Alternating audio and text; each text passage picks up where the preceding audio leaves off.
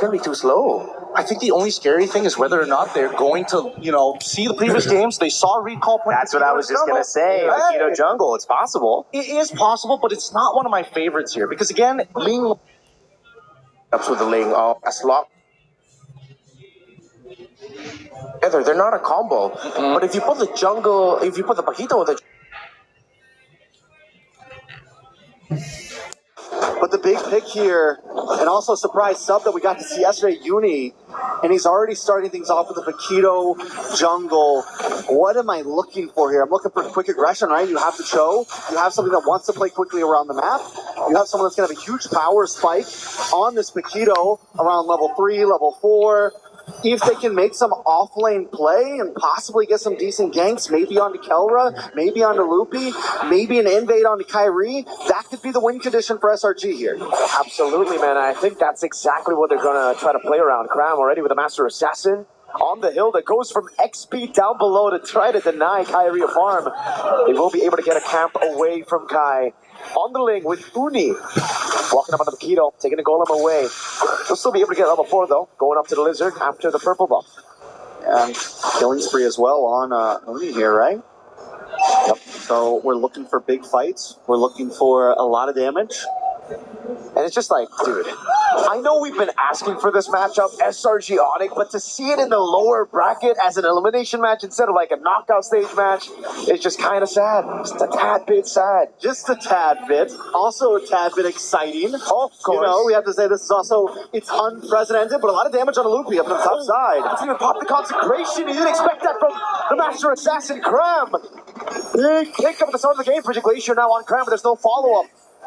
Cram able to walk up, and now it's going to be Onyx zone away from the neutral objective. Kai trying to go for the retry on his own purple buff. It's going to be free neutral objective again. Uni won't even retry it. He'll just be able to pick it up. And it's a slow game now as SRG take the lead. And that's exactly what we wanted to see from SRG to make this composition work. Onyx has to be able to work around that. It's going to be a little bit more time for them to get to that point to be able to fight, especially picking up the Aurora. Yes, it's going to do well against some of these frontline fighters. You have the crowd control, but it's not a fast-moving mid lane. It's not an insane playmaker. That's something you would normally see Sans on. It's a slower hero. You get a lot of value and utility out of it, but it's not going to make those quick rotations that SRG is going to be making. Those quick rotations for SRG up top as well, really threatening Ludpi earlier. Getting the pickoff is already massive for them to get the neutral objective, but then the whole team staying up top after taking a turtle, trying to also pop to the consecration for some reason up top there. Don't know if anyone really threatened him or it was just a mistap. But look, he will also be able to match this XP lead of Cram with an XP crab take and a shove straight up. Cram is playing this Hilda so aggressively, rotating around essentially the secondary tank, playing it almost like a roamer would the way he's playing on the opposite side of the river. Whoa! Great way the Dragon finds him into the knockout strike of Booty! Breath of the Dryad to respond it over. Sounds walking up as well, but now it's going to be Keyboy in the midst of it all. God, oh my god! Crimson Glacier comes around to peel Yums! With the G Kudo and the flinker, Sounds caught in the back spot, doesn't have the flinker! Cram with the swings of the battle axe, Booty! A triple kill against Onyx. This is huge for Uni. It's 4-0 right now. Add a purple buff on top of that. And the thing about it is, it's 4-0 in kills, and every single one of those kills has gone to this Paquito. Let's take a look at the replay. It all started with the big way of the dragon. And even though Keyboy tries to help out by popping that Wrath of Dryad, it's just not enough the damage. This is what I was talking about. You hit that level 4, you hit that level 5. Early game spikes. We're only 4 minutes in, and that's the thing about the Paquito. No pun intended, it packs a punch. Insane damage in the early game. I mean, what is he packing in those gloves to be able to hit like that? They're weighted gloves, man. They're weighted gloves. Someone's got to check it, bro. Boy, the Dragon, technically, they got an MMA advantage right now. Cho and Paquito, bro. With the physical defense reduction of the Cho, together with the crazy damage early on, that burst of the Paquito, no wonder they've just been deleted from the map. You got the two best fighters in the land of Dawn on one team. Why hasn't anyone thought of this before? SRG now with a decent lead. Can they convert it into something more? They're going to move on to the spot lane. If they can start taking towers this early on, it's going to be huge for them. Maybe get the lane swap in. Once they start taking some towers, Cram can get involved. Onyx has to find a way to slow the pace. And Keyboy and Sans hanging out in these bushes, that's kind of what they're looking for. But Sans gets found out. Yep, on the Aurora is going to get completely taken out by Cram now as Ludwig gets away just a bit from that Lantern Flare. Almost fully stacked up, Keyboy. Waited in the bush for a bit too long, now gets thrown back. Way the dragon into Uni again! Oh, this combo is just deadly! Sadly, I gotta say, wait a second, more action at the purple buff. Retry from Kai, the 4 blades as well, but SRG got away just in time. Innocent as well, a level ahead of Kelra.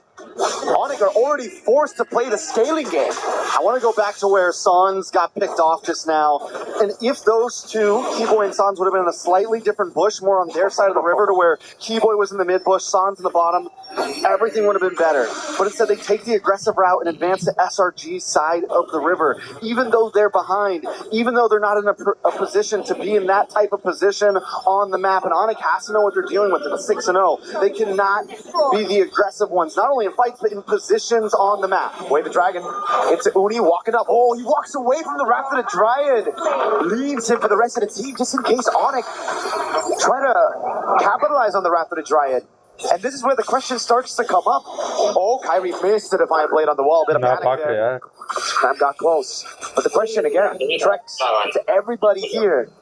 Usually the Aurora is picked up with a combo, a Kaja, a Cho, someone with single target lockdown, and this time it's with என்ன கேக்குற அத watch பார் அத YouTube அது ஏதோ 200 ரூபாய் கேக்குறாங்க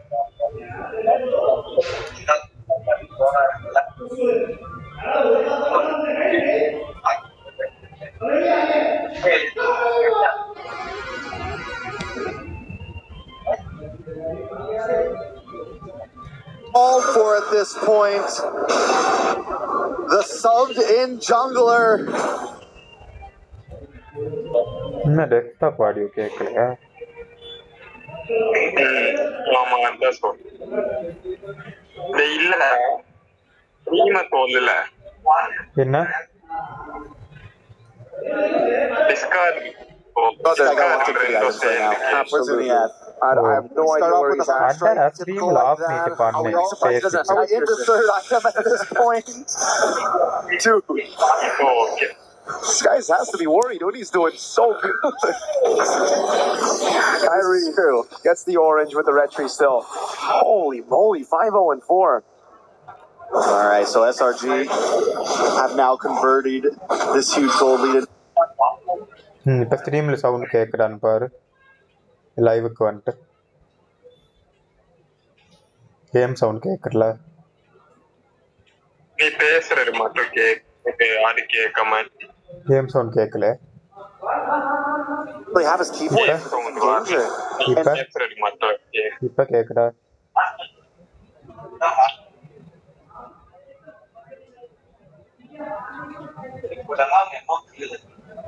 இப்ப கேக்குறாடா இல்ல Maybe 0-2 could still do it at a 6k gold deficit, but we've been seeing how much trouble Uranus has been having in the meta currently. Fall behind like this, so it's going to be a while, if ever, that Onyx can really come online and re-engage these fights. They're going to have to let SRG come to them and look for the counter attack.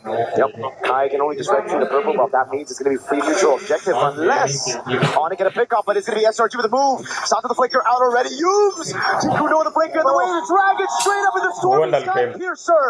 Big Purify coming down. Kelvin is able to get the blazing duet down into the backline as well. Stormy knocks it down with the gun in the gold lane. Kai with those blades picked up now as SRG. Still able to get a 2-for-2 trade. Very well done by Onyx though. Kelra.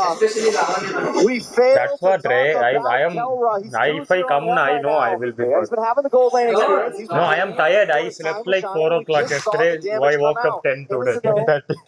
10:30. Holy crystal. 11. It's going to be more damage from him as well. Let's take a quick look at the replay. I want to keep our eyes on Kelra because he has to move down. Keyboard comes in a little bit late to pop that left track. And right when it pops, Kelra BMI's forward, uses the blazing duet on the backside, and outputs the damage, matched up by Kyrie's Tempest of Blades, and then able to just get away. Uni doesn't go down. No, they're not able to get the big shutdown onto him, but still, they're able to kind of slow down SRG SRG a little bit. Gotta give props to Uni though there. It really looked very dicey, but he was able to get those stacks back up. Get the damage reduction plan out, so they இருந்துச்சு ஆனா didn't என்னால die to போக Kelra முடியல on the செம்ம Blazing Duet. டயர்டா இருக்கு But பாடியை Yums, என்னால he's had சாப்பிட்டு one member in his eyes. It's சாப்பிட்டு just Sans, dude. Every time walks up, sees Sans, especially when he flickers. Boom, Yums is on him. இப்போ அதனால சும்மா இதை பண்ணிட்டு இதை நைட் போட்டேன் நான் காலைக்குள்ளே தூங்கிடுறேன் நேற்றோ தூங்கி Kyrie is able to get it. It's going to be helpful in this next big push as Kelra moves நேற்று forward. அந்த த்ரீமே முடிஞ்சு SRG, I think at this point, take these tier த்ரீமே twos. முடிஞ்சு வார எதோ days ஒரு stream விகாரி ஒரு ஸ்ட்ரீம்லாம் Oh பண்ணுறேன் my god. On Uranus taking that much damage. Holy shield. Procs in the end, and the charge still comes through. இது SRG third now match looking to get through. ஏற்கனவே 2 match முடிஞ்சிருக்கு இப்போ லைவ்ல போயிட்டு இருக்கு அதனால பார்த்து Popping that damage again, the synchro vision doing work. It's a scary bottleneck to come into against Onyx right now, even with the gold advantage. Oh, no wonder. Look, Holy Crystal picked up a ஃபுல்லா ring. பெலரிக்குலாம் இருக்கிறாங்க ஆனா பெலரி கிடைக்கும் அவ போய் It's definitely trouble for Onyx. But SRG respects the composition, right? You walk into that tower, you get hit by a big Frozen Glacier, you get hit by any of those big AoE skills. The possibility is there for a table flip. Quick turnaround by Onyx, so SRG has to play this smart. They can't brute force Onyx base open right now. 60 seconds for Lord, they just freeze lanes. Solid for SRG. No real reason for them to push the tempo anymore. No real reason for them to take any risks. They have the lead. They can play it safe. Heck, Cram can take a beating as well, and he can get away from it. It's all good. Divine Glaive for Sans, though, and it's only a second item. சான்ஸே இப்படி corner பண்ணிட்டு Kelra. Chance எவ்வளோ safe ஆகுது Spot Yums in that bush. 4.8k gold. This is gonna be big right now. Yums gonna go for the cut right now. வரேன் He's gonna get caught as well. Blazing Duet pops in. Oh! A kick, but he's gonna get cancelled. Now Stormy dives in, picks up the kill with the Sky Piercer and the Lantern Flare. Kyrie with the blades. Uni jump in and again the Purify out for Lutpi. But Kelra has finally been taken out. 2-for-1 trade for SRG right in front of the base. 10 seconds before Lord is exactly what SRG needs. They're finding these quick moments that they know that as long as we get one more hero, we can go for this big objective. We won't have them harassing us. And Kelra was the big problem in the last fight. So they know who they need to lock We haven't used it so far. hasn't missed. 6-0 in 5, and with Kelra finally down, this is going to give the advantage to Innocent in a lot of these fights. We saw the gold lead earlier. We saw how much damage he can output as well. So if Uni does start to fall off, that's going to be their next saving grace. But as well, so if one is for dislike. If Uni does start to fall off, that's going to be their next saving grace. A beautiful okay. tries to stop it. He almost stops the big advance. But பின்னாடி சுத்திட்டு இருக்கு அதான் சொல்றாங்க பெலரி called இருக்கு அப்ப எப்படி sword for Stormy. So many times in this tournament he's going in, you know, even flickering forward, Crimson beginning forward, and it just looks awkward. Safe மாதிரி விளையாண்டு இருக்கு பின்னாடி சுத்திட்டு போட்டு போகுது this crazy aggressive style on your mid lane on Stormy. When it works amazing. That shot into Kelra. This is பண்ண மாதிரி enemy Wait, the dragon out to Lutpi from the glacier, able to lock him down just for a bit as Yums is able to flicker out of it. Throws an Innocent, no Purify burnt out. Lord going to be dealt with as well. SRG are happy with just the base turret on the far lane. You know they're at 10k. I think one more base turret could be helpful. Kelra getting faster and faster as this moves forward. Kyrie also, even though it's an assassin, it's going to start scaling eventually. SRG has to be careful about how long they want to let this game last. I think at this point, SRG, they should be still very, very comfortable. Yes, Sonic have that scaling, but as long as SRG play around these side lanes, utilizing that advantage, there's not much Onyx can do, right? Because with this kind of composition, SRG can actually still blitz around the Lord. Now, once we get into Evolve Lord territory, that's where it will get kinda dicey for SRG, because then I don't think they will have enough firepower to burst the Evolve Lord. But for now, it's still chill. Alright, so basically Onyx just needs to survive this next one, right? Survive this next push. We get into Evolve Lord territory. Taking a look at items. 3 more minutes. 3 more minutes. I mean, they have 2 inhibitors left. They have 2 inhibitors left. It's going to push down the top. I'm just saying it is possible. It is. Kyrie, Kelra, Loopy, all of them have been playing a good game. Anyone else in SRG might have tried to finish this a little bit earlier. Anyone else with a 10K gold lead, they might have tried to shove things in, but the respect is there, and I'm wondering almost, is it too much respect? Are they playing too passive here? Kelra now also looking at almost getting maxed out on items. Kyrie fully stacked as well. All they really need at this point is Loopy to catch up, Keyboy to catch up, so that you actually have a bit of a front line to survive the damage that Uni, Innocent, and Stormy are bringing. For sure. I think the biggest gap right now has to be between the frontliners, man, because the damage dealers, as you mentioned as well, they're on the way to their full items, right? They're going to get to a point where it won't really matter. That takes a big beating because it even Purified knows this is a pure 50-50 now. Kyrie doesn't get it. It's going to be Uni and Innocent, I believe. Kyrie wasn't able to get his hands on it, and without a purple buff, this will just be another free neutral objective, and then it's going to build from their tricks. SRG, they're playing a safe game because they know as long as they're able to build these small wins, get those neutral objectives, and then transition them into structures, in the end it's going to be very, very difficult. He saved his retreat. I'm wondering if the reason why is because Kyrie wants to try to go for the steal here. They want to debate out the retreat so that he wouldn't have it to try to contest. Onyx is keeping a close play. Look at Humes right now. Cram as well in the back. T-Kun going out the way to Dragon, but it goes into a different angle. In the back to be Kelra with a crown as well. He's going to top spot right now with Kai! Kai's into the fight. Now he goes for the damage. It's only picks up that godlike as he takes Kelra down. Both gold laners out of the fight. This is huge for Onyx right now. Kyrie. And this is what I meant.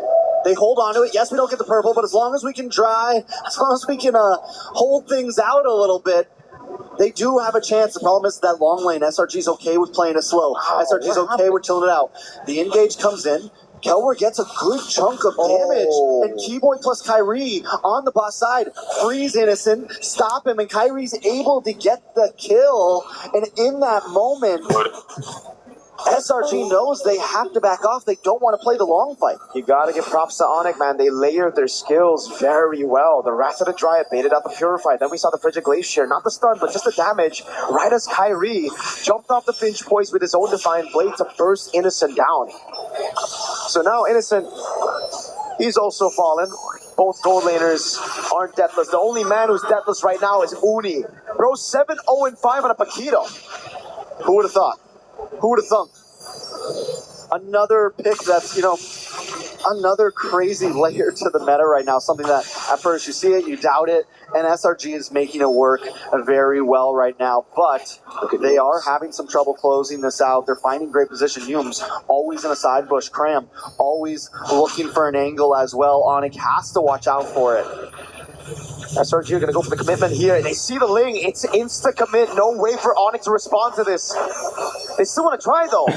Good be caught again. It's going to be the taunt landing, but the stun boost right there. Uni with the retreat. Keeps it clean. Sounds the background, waiting for a Frigid Glacier. Plays down as the passive, getting rocked in the sky. Jumps in on Innocent. Picks up the Blaze. Picks it up. Waiting to try and appeal again. Assassinating Kyrie with the Blaze. Over and over again. It's Craft in the back, waiting for a position. Signs for Innocent, but SRG got the neutral objective. Kai with the chase now onto Craft. No flicker available. Kelra wants to go with the chase as Keyboy cuts him off. He doesn't have a Wrath of Dryad. No, he doesn't. Doesn't land a taunt either. It's not the Evolved Lord yet, so Onyx, I feel, get the win with a mid and a gold traded. But if SRG can stop these three members from recalling, it's going to be massive. The pincers here. Uni comes in. It's going to be bad for Onyx. Onto Stormy he goes. We're trying to disperse the damage. Kyrie able to get the fine blade as Craft. Tries to get him down. Wave up top, and the Lord is going to come crashing down, but the mini wave is actually going to spawn in time. Look be there. Kyrie with a Tempest of Blades gets him out. Look pay against 3 on this Uranus. All he's got to do is keep him away from the base as Onyx tries to clear this Lord. All he's got to do is buy a little bit more time. The Lord and the minions almost won SRG the game. Look, he falls in the end. No consecration, and now it's Innocent back up in the Lanadon. Onyx with a Hail Mary play there, and SRG responding so cleanly, but it's not over yet. SRG still at the door. They're waiting for another wave to come down. Oh no, Frigid Glacier, the frozen as well. Innocent jumps into some awkward, but now it's going to Kelra! Going with the ways into it by Innocent. Takes him out. Kyrie's trying to save it, but Uni wants to stop him. Kyrie gets the shutdown, the double, the back and forth. Neither team wanting to give this up. We got a game in our hands. SRG versus Onyx. This really should have been a knockout stage game, but we find ourselves right here, right now, seeing it. Every time we think it's going one team's way, something else happened. Uni with the immortality, then takes the shower shot by picking up the winner crown, gets the kill, but Kyrie pulls up in the nick of time. Not only is the game back and forth, but every single fight at this point is just tit for tat, punch for punch. And now there's only one. It's just Crab who's deathless on the Hilda. There can only be one. There can only be one, the wise man once said. Mr. Cram on the Hilda. Can you imagine that? The guy's like up in front, always flanking on a master assassin. That's the hero that should be dying the most. You know, that's the one that's like, oh, we just sacrificed the Hilda in the early game. For sure. I mean, not Cram, though. Not Cram. Not me. He's built different. 3-0 and 13. All right. 13 is insane. We're at 20-9. Onyx finally with a grip on this game. It's down to tie game mode. The problem is Lord spawns on boss side, long lane, looking hard for Onyx. Oh, Kyrie. Oh. Straight up over that.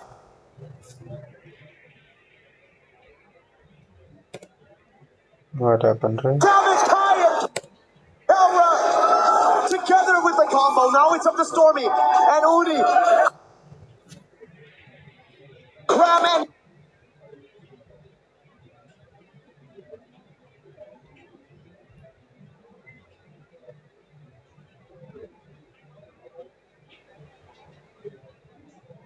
Fumes in a 4v5. Uni needs to find an angle in before Kelra shreds this down. Kyrie as well. They got no red streak. They gotta play it slow. Kelra jumps to the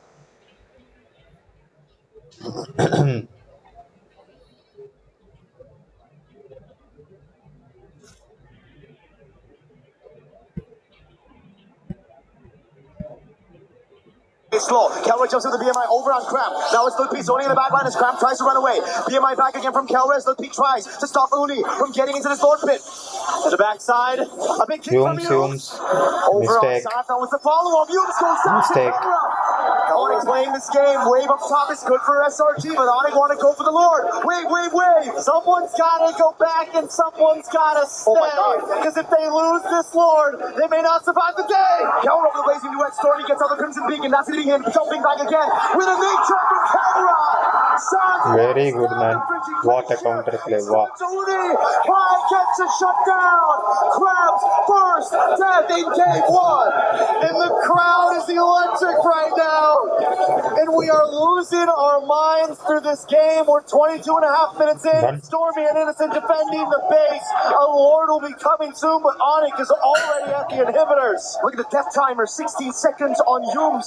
30 on Uni. Cram is down for another 40. The evolved Lord is going to spawn in the bottom lane. And Onyx want to utilize it. Innocent and Stormy. They've done this before. They have done this before. But Kelra is shredding. Onyx doesn't want to show them the same respect that SRG showed them 10 minutes ago. 2 seconds now on Uni on the line. They're buying good time. They're buying really good time. They actually saved this mid turret. SRG, they're going to have all five. Yeah, they will. There will be secondary turrets going down. Fully commit to in this the boat here. lanes. There's so many towers that they have to get through. This is a Lord will take a good chunk of damage. Tier 2 up now top going to fall down as well as Kai deals the waves, but now it's going to be the Evolved Lord into the bottom lane. Winter Crown bought again after using the Wind of Nature in that previous fight. Alright. Angle in, they're able to make their way forward. Okay. Oh, Kelra! Good one, boy. Who's able to find the right retry? Innocent falls. Woody's next. Done, well. Onyx, man. It took 23 minutes, multiple Lords, but Onyx finally pulled the game back into their hands, and that's only game number 1. Wow. What a series. What a game, I mean. Not a series, because we're just getting started right now. Onyx takes them the tip. made a name for himself and showed up. I want to see the 11 second match plus now. kills, one or Anything more? Chilling. That's it? Z first name, O middle, and E at the end.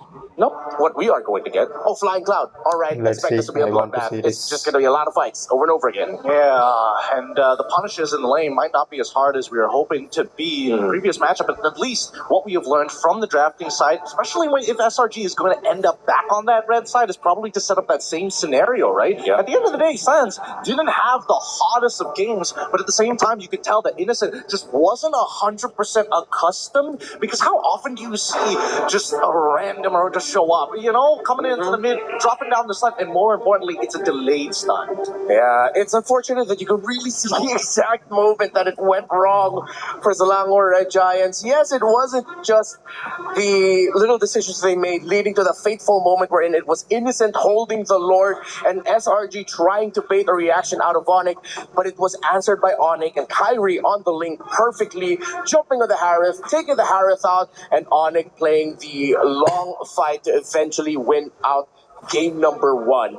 Good bans here to start it out. We've talked about so many times how the Atlas has impacted this metagame, and the Marcel getting taken out by Onyx, while Juicin, used by SRG in game number 1, will be taken out by them on the blue side. Onyx continues to ban out Salinas. I've yet to see Herrera. I've yet to see a Ling ban for either one of these teams, but I think, you know, most things are pretty similar. Seems like Yep has decided, you know, the Marcel alongside with the Selena, both of which not to worry about. They've been banned and they just need to breathe. But from SRG's side, I wonder what the opener is going to look like, because I would assume that if Herrera shows, they're going to take it. So what would be then the same response from Onyx? Is it still going to be like, hey, we don't mind Herrera into the lane, or do they want to affect it right off the get-go? If Freya's open, one of them has to pick up the Freya for sure.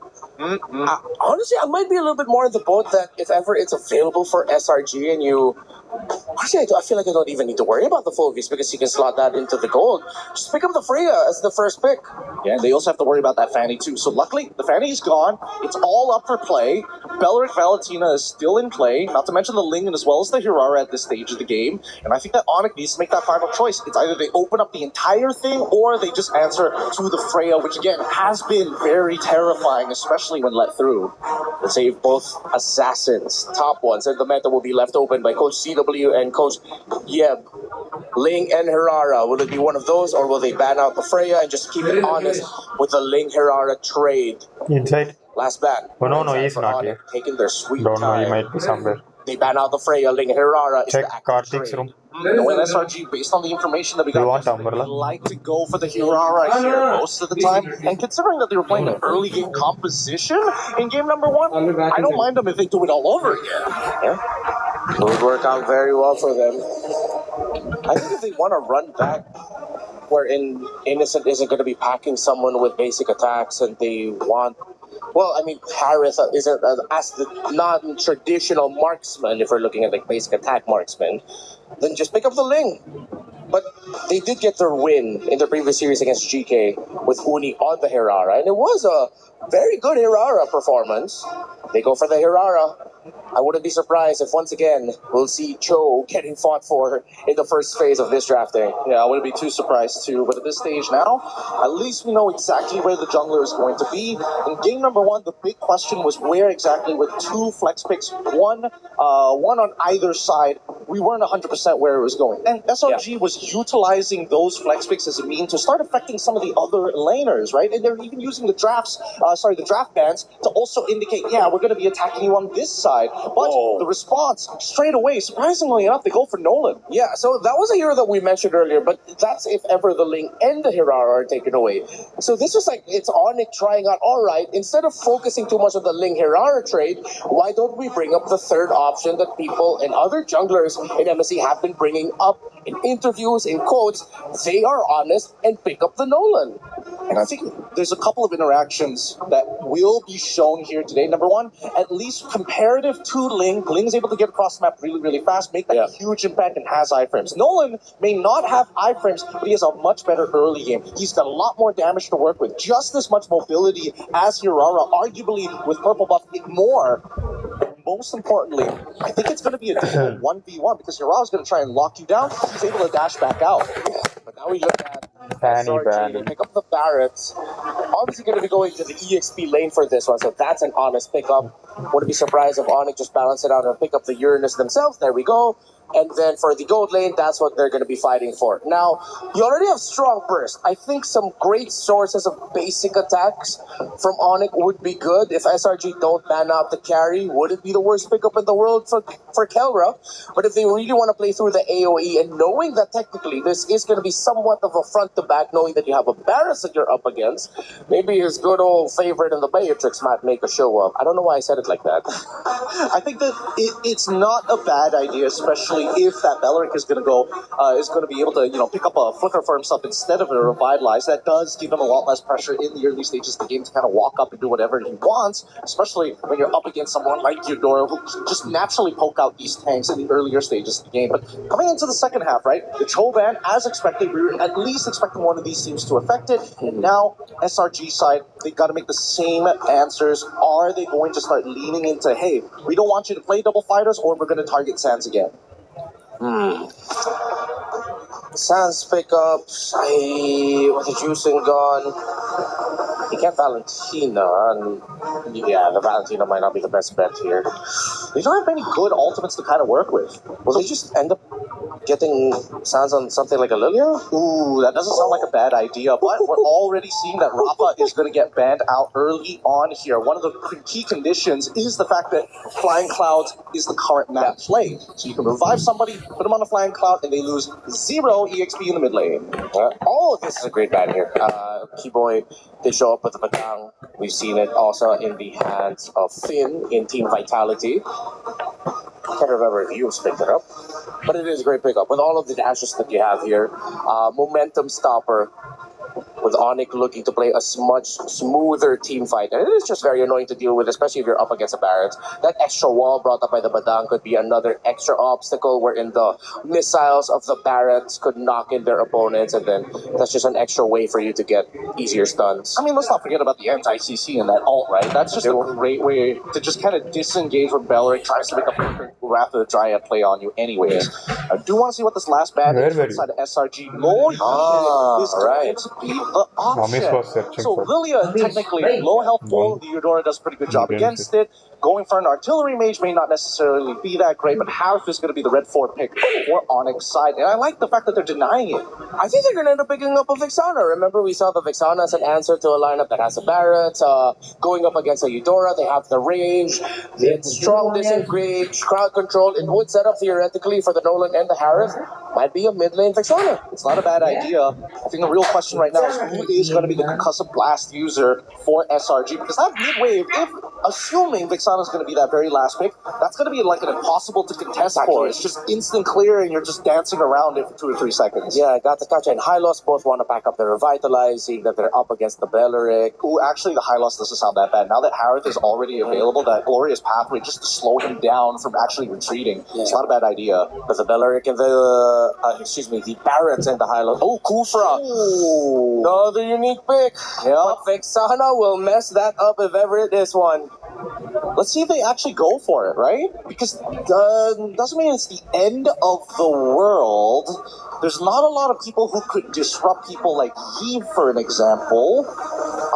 Eve's still might be. They still go into the lit. That's so interesting. Yeah, I think at the end of the day, they still want to make sure that, hey, we don't have to stick around the lane for too long. I am curious about specifically whether or not this Beleric, what are the emblems? Is it going to be Ray Fight? Is it going to be Concussive Blast? That's going to tell us a lot about how this game is going to be played out, especially in the mid, considering that Stormy, he wants to move out of that lane fast with Yums to ensure that Kyrie can't find an angle in for a lane gang.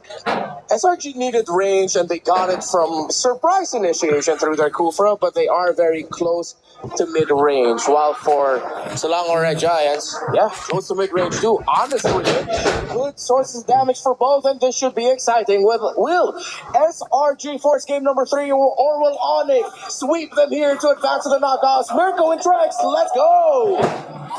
We're jumping back in to one of the most grueling series we've seen so far. Onyx up against SRG. Onyx came back last game, late game. They had zero control in the beginning, but were able to still get the win. And SRG continue to evolve and grow. They're willing to risk it with some different picks. This is something they lacked in the beginning of the tournament, and we're already seeing how much more they're adapting to current meta. Hey, that's a sprint on Stormy. That's something new. That's for sure. Pull yourself together, though, for Yums, Master Assassin. For Innocent is trying to win out this lane. But yeah, sprint over Flicker for the first time on the Eudora. Wonder, I mean, had to be, whoa, a lot of damage on the keyboard. So the fracture, not even there. Oh, set. He jumps in, picks up the kill. Yum's gonna be very low. Onyx strike first this time around, and they instantly go into enemy jungle. Beautiful rotation from Luffy and Kyrie coming to that mid lane.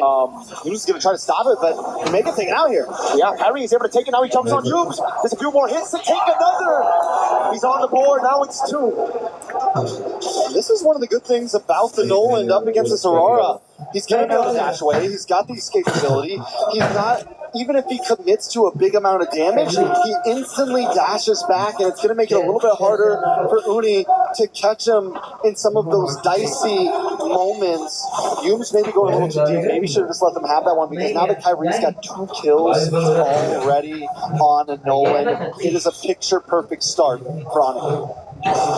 Can't get better than this, right? Especially after last game where it was SRG who dominated the first 14 minutes of the game, right? Like, entirely early game, it was just SRG. Kelra this time feeling the wrath of Innocent in a winning matchup. Alright, so SRG, do they want to contest this again? They do have the Aurora. One of the highest prior heroes in the meta right now. There's a go in on Cram. He's going to get bursted down. Suns picks him up. Lookpi's able to walk Yums down. Keyboy doing the same thing now over to the purple buff. He's still just level 3. It's a deja vu to game 1, but it's reversed. It's Onyx with the control. 2 kills at the start. Neutral objective without even using the retribution. Using the purple, just like Kyrie was doing. It is a mirror match for sure. Can SRG pull Mixing disconnected. Yums first goes in by himself to his own death. This time Cram maybe goes a little bit too deep. Uni still looking for his purple. The full commit's not there, and 1 or 2 of them are going if you and I think they have to realize that maybe it's not the time, or if we are. Hey, Akil gave them this one. Some laddu. Laddu only. Churma. Take churma laddu. Maybe making that aggressive move. Double mobilization onto Lucky. There's no next time. We got a position. Flicker after the triad. Gaming esports. Innocent, he wants an No. That is not possible. No? And Uni has to just watch this happen. They don't even want the orange buff. Nope, we're not even going for this orange buff. We're going to lay a trap. We're going to put Kyrie at 3-0-1 and Sans at 1-0-2. Let's get these damage dealers rolling. At this point, Uni's just sitting back watching. He's trying to farm his jungle. He's trying, I mean, everyone's just trying not to die at this point, let alone catch a lead. That was one of SRG's fallback plans, right? It's Innocent. If you lose an early game, you can just play around Innocent. The rest of the composition, though, is made for early to mid. Sans has to use the Black Shoes there. Good move by Cram with the rotation, catching him off guard. But now it's going to take a little bit more to get that plan to be sorted out. They're going to have to constantly rotate with Innocent now. Yeah, looks like really pushing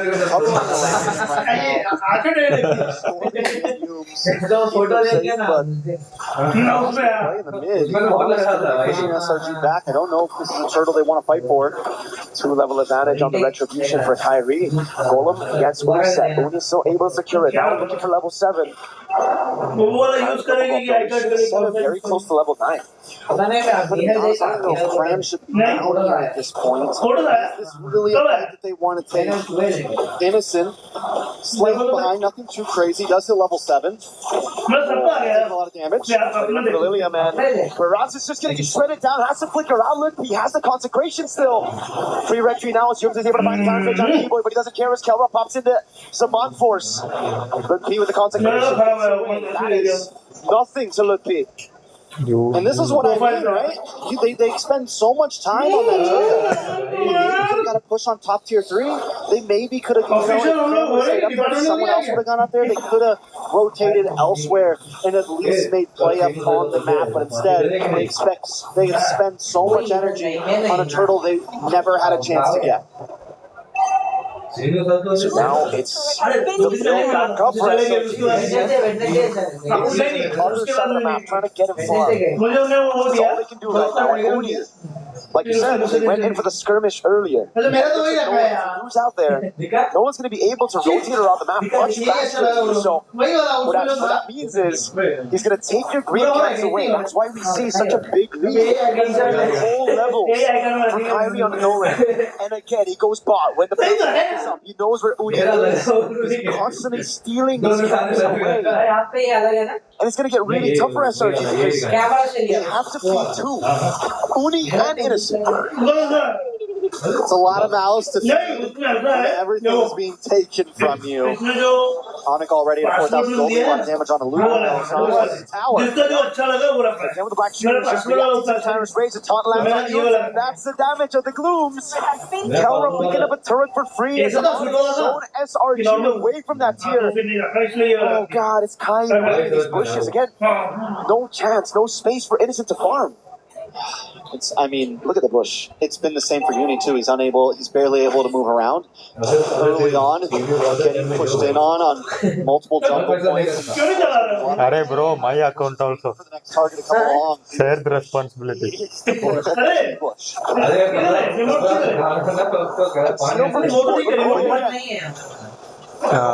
Big chop down now. He goes to the flicker as well, but it's only Keyboy son first grab down. Keyboy with his avant force, popping him down. That's only in the back, going for the kill. Arey kaun hai Seenu sir something. Finally, a bit of retaliation. Jumps on again, the Purify out, but now he's going to be on cooldown as Lit Pig. Tomorrow. Looks for the chase and finds the kill on Rudy. I don't know if taking the death at the end of that was worth it. Finding Kelra at least is a saving grace. But the damage on to Cram, the burst damage of this team right now, with Kyrie being at 4-0 and 3. I mean, it's true. It's very reminiscent of how SRG was doing Onyx last game. But the problem is, I don't think Onyx will give him time to breathe. I don't think Onyx... Ooh, Innocent in a bad spot. He's going to have to flicker out of this, man. There's no way. He might not even flicker. He might just take it. Keyboy with a flicker of the rapid try. And Innocent fed to Kelra. Again, not giving space to farm. Yums. Body block from the rest. They feed another over to Kelra. Sometimes you gotta just take it. Sometimes you gotta just Innocent knows there's no escape there. Onyx moving on to the tier 2. Onyx is number 1 against Selangor Red Giants. SRG on the defense. Can Onyx pull this off here? Everyone has like that or only like star name and all. Pushing the limits. It just goes to show Onyx diversity right now. Mostly. Play the Download Chakravarti Dandu. His real name is Karthik, surname is Dandu. What can Chakravarti. do? Having the carry is also so much harder too. In the back, you're getting taken to death early on, and now you've got 2 deaths, being unable to farm. It is a long haul. The thing is, it feels like it's been 12 or 13 minutes. It feels like they get the late game in just a few minutes, but we are just breaking 9 minutes. We're talking. It could be another 5 minutes. Even has a chance of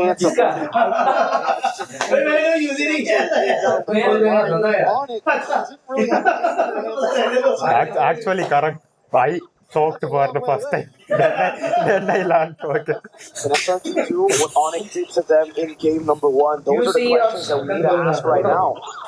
I just saw because you were passport size. Why that took photo is there? It's a bit of a beating, but it's all for the orange to be taken. So yours who's 5 levels ahead. Use the rage, but it's going to be my son. Oh! A big chop down throw and Gabriel has a purified crab low. Has to flicker back. And that's 2 big flickers as Kai secures the Lord. They do buy some time though, clearing out the waves, but another wave is coming soon. Doesn't have the greatest comp to defend. Yes, they have the carry to Shred, who has gotten in the Trinity, but still 1.5k gold behind. Taking a look at the jungle, 1k gold lead. Uni just got his second item in. Just got Warax in. The last time they met at a major international, it was SRG. Knocked Onyx out of Group B in MSC 2024 with a 1-1 draw. Revenge is here. It's in Onyx's grasp. All they gotta do is close this out. And last time SRG was a little bit too patient. Onyx is ready to kick in these doors. Oh, yeah. Was it a flex? Or was it a misflex? We'll see with the result of the game. Comes down to that. Texas Welcome coming out onto the Uranus now with no winner crown, no problem. Sans deals with him. Waving him in the is good. Onyx gonna look for the throw, build up into the siege right now as they go over the top lane. Look, holding in the front. Is it going to be Calvin's action? Flores, Calvin jumps in again. The fracture lands on Yums. Lord cleared out. Black Shoes comes down. Udi goes down. Kiboy! With a back and a drive to the back lane. It's not going to be innocent with a pickup. But Onyx! To make it top 8.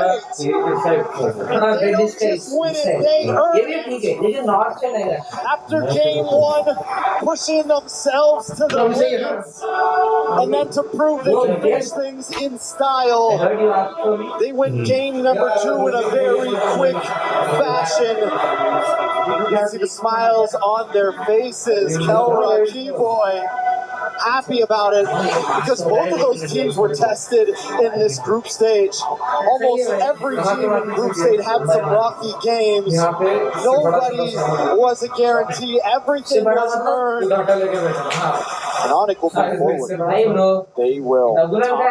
Selangor Red Giants. Will unfortunately be the ones eliminating the key crush today as well. The revenge was very late. 200 and you only took now how much it is?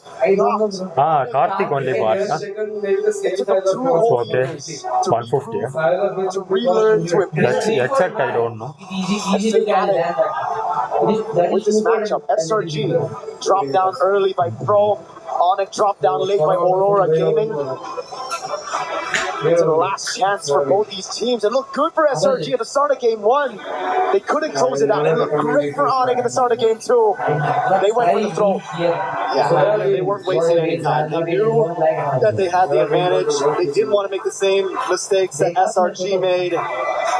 And Explosive Spirit finally leading into the meta for the mid lane.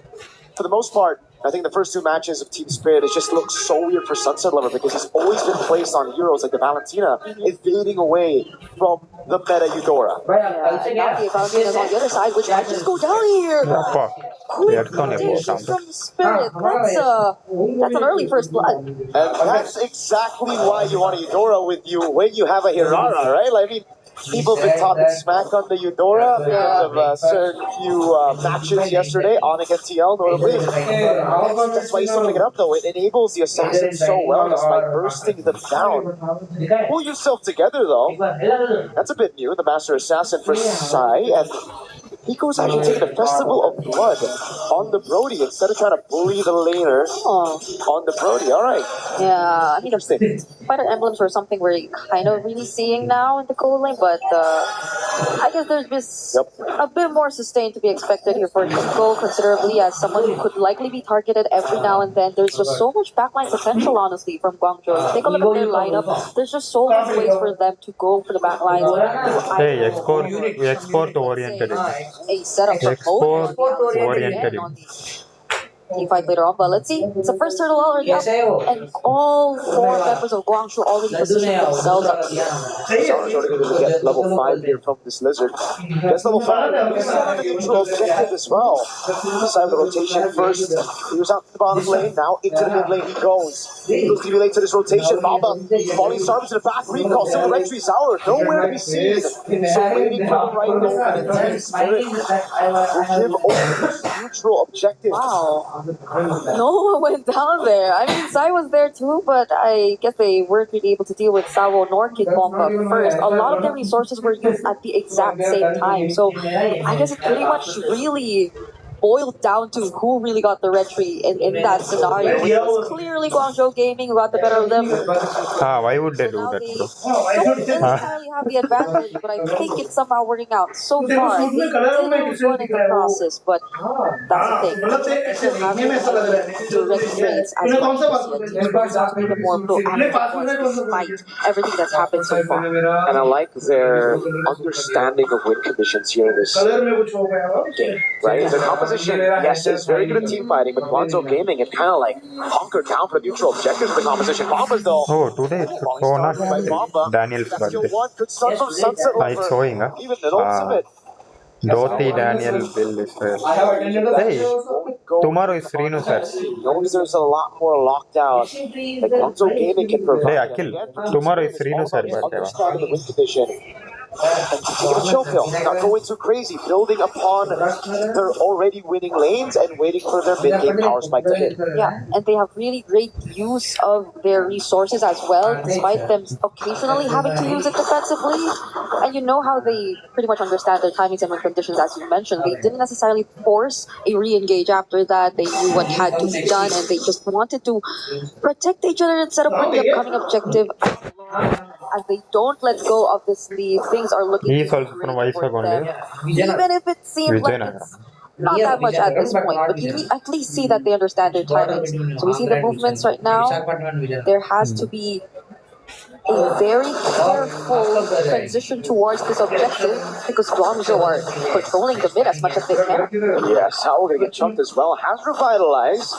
But I don't think he wants to use it just now. Sai trying to go for the burst down. And instant recall and retribution. Now the rapid giant lands onto the stun as well. Connecting in the back as Sour walks up Bomba with a flicker, finding the damage on Xing. As Sour walks up and the knockout strike comes around. Going to ruin. Blocks 3 members, but Sour is right there with the rest of the team.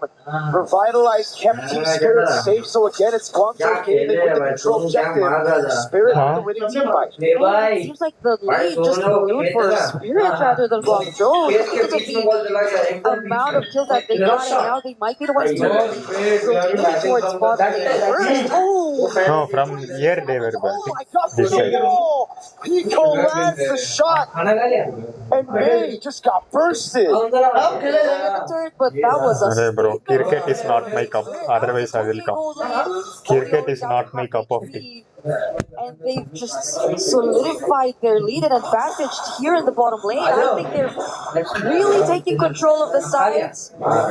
And as much as you're seeing really careful movements from their mid, it's understandable, it's warranted. And they're not losing out too much. Sorry, Egoist. It probably isn't as the most aggressive Uriah just yet, but understand that they're also waiting for the right timings for them to find the engage. And the sides are just doing a spectacular job at holding down this early game. And again, if you guys are still, kind of confused on how Eudora works, that ball lightning second skill, the stun, that has reduced magic defense up against opponents. So even tanky boys like me on the clock, they're gonna fall, especially when the Thunder's Wrath comes around together with Nico on the Brody, who's punching on turrets. There you go. Oh, Sawa gonna be initiated on Papa, getting caught as well. Rapid Triad lands though on all of them. Still the first come through. Both frontliners taking down for the turret up top as Sunset is able to get away. Trying to go for the stun right now. Oh, ready, and Nico will have to respect this. Guangzhou Gaming finally get on the board for kills. Yep, I was about to say, Guangzhou, it seems like their lineup has to be really up front. They have to close in their opponents. Oh no, Hiko. Okay, he's gonna get out of that. But at least for Guangzhou, every single time, that can be a problem for them, but that can also be something they take advantage of. The fact that they are very melee, they have to go in. If you see them synced up, then I think when they fight on their terms, everything works out. But when Team Spirit actually make use of these combos, you see the Udora, you see the Hirara, the burst potential is there, alongside even Hiko, then that kind of changes the tempo. Oh, or not. You see the instant respect there. Sunset did not have the Thunder's Wrath up. Now it's back, but earlier it wasn't. Exxon had to respect our egos and Sunset Lover straight up with a flicker. And again, for Spirit, it's all about utilizing the space that they need with this composition through these individual lanes. Guangzhou Gaming, they've gotten a few picks here and there. They got the neutral objective, all 3 of the neutral objectives, but they're just not able to convert on any of the structural objectives, and that's why Team Spirit are the ones still controlling the map. They're the ones holding these positions. I feel like they do get the wins in the objectives. They start things off. They're the ones who actually engage against Team Spirit. But what happens after that is the question. They're not able to sustain or fight for long, as opposed to what we were expecting from them. Oh, hold on. Bomba though. Flickers out of the barrier. That's going to be the ball lightning. Now a Sunset Lover has to flicker out of the ruin. Sao trying to look for the taunt now. Walks up onto Modi. He goes right there as well. The put some stacks down on Modi. But it's a slow game that Spirit want to play, and Guangzhou Gaming can't really force the issue, at least not right now. They're so careful. Spirit are just like so patient about this. But Guangzhou Gaming have baited out two big battle spells, right? Sunset and Alpha, they're very vulnerable to that instant engage now. No Rasi, bro. That can be an opening. We're seeing the first Lord spawn here in this game. It's Spirit actually starting it out. With Kid Bomba once again, trying to get the information. That's not where Guangzhou are trying to They find a bit of their way through. Modi already taking hold of that push as well alongside May here in the right mid. But I think it's still tough for Recall. Recall has to have other people to tank either the crowd control or the burst damage that'll come from Team Spirit before he could just really go in. And speaking of burst, whoa, the taunt lands as well.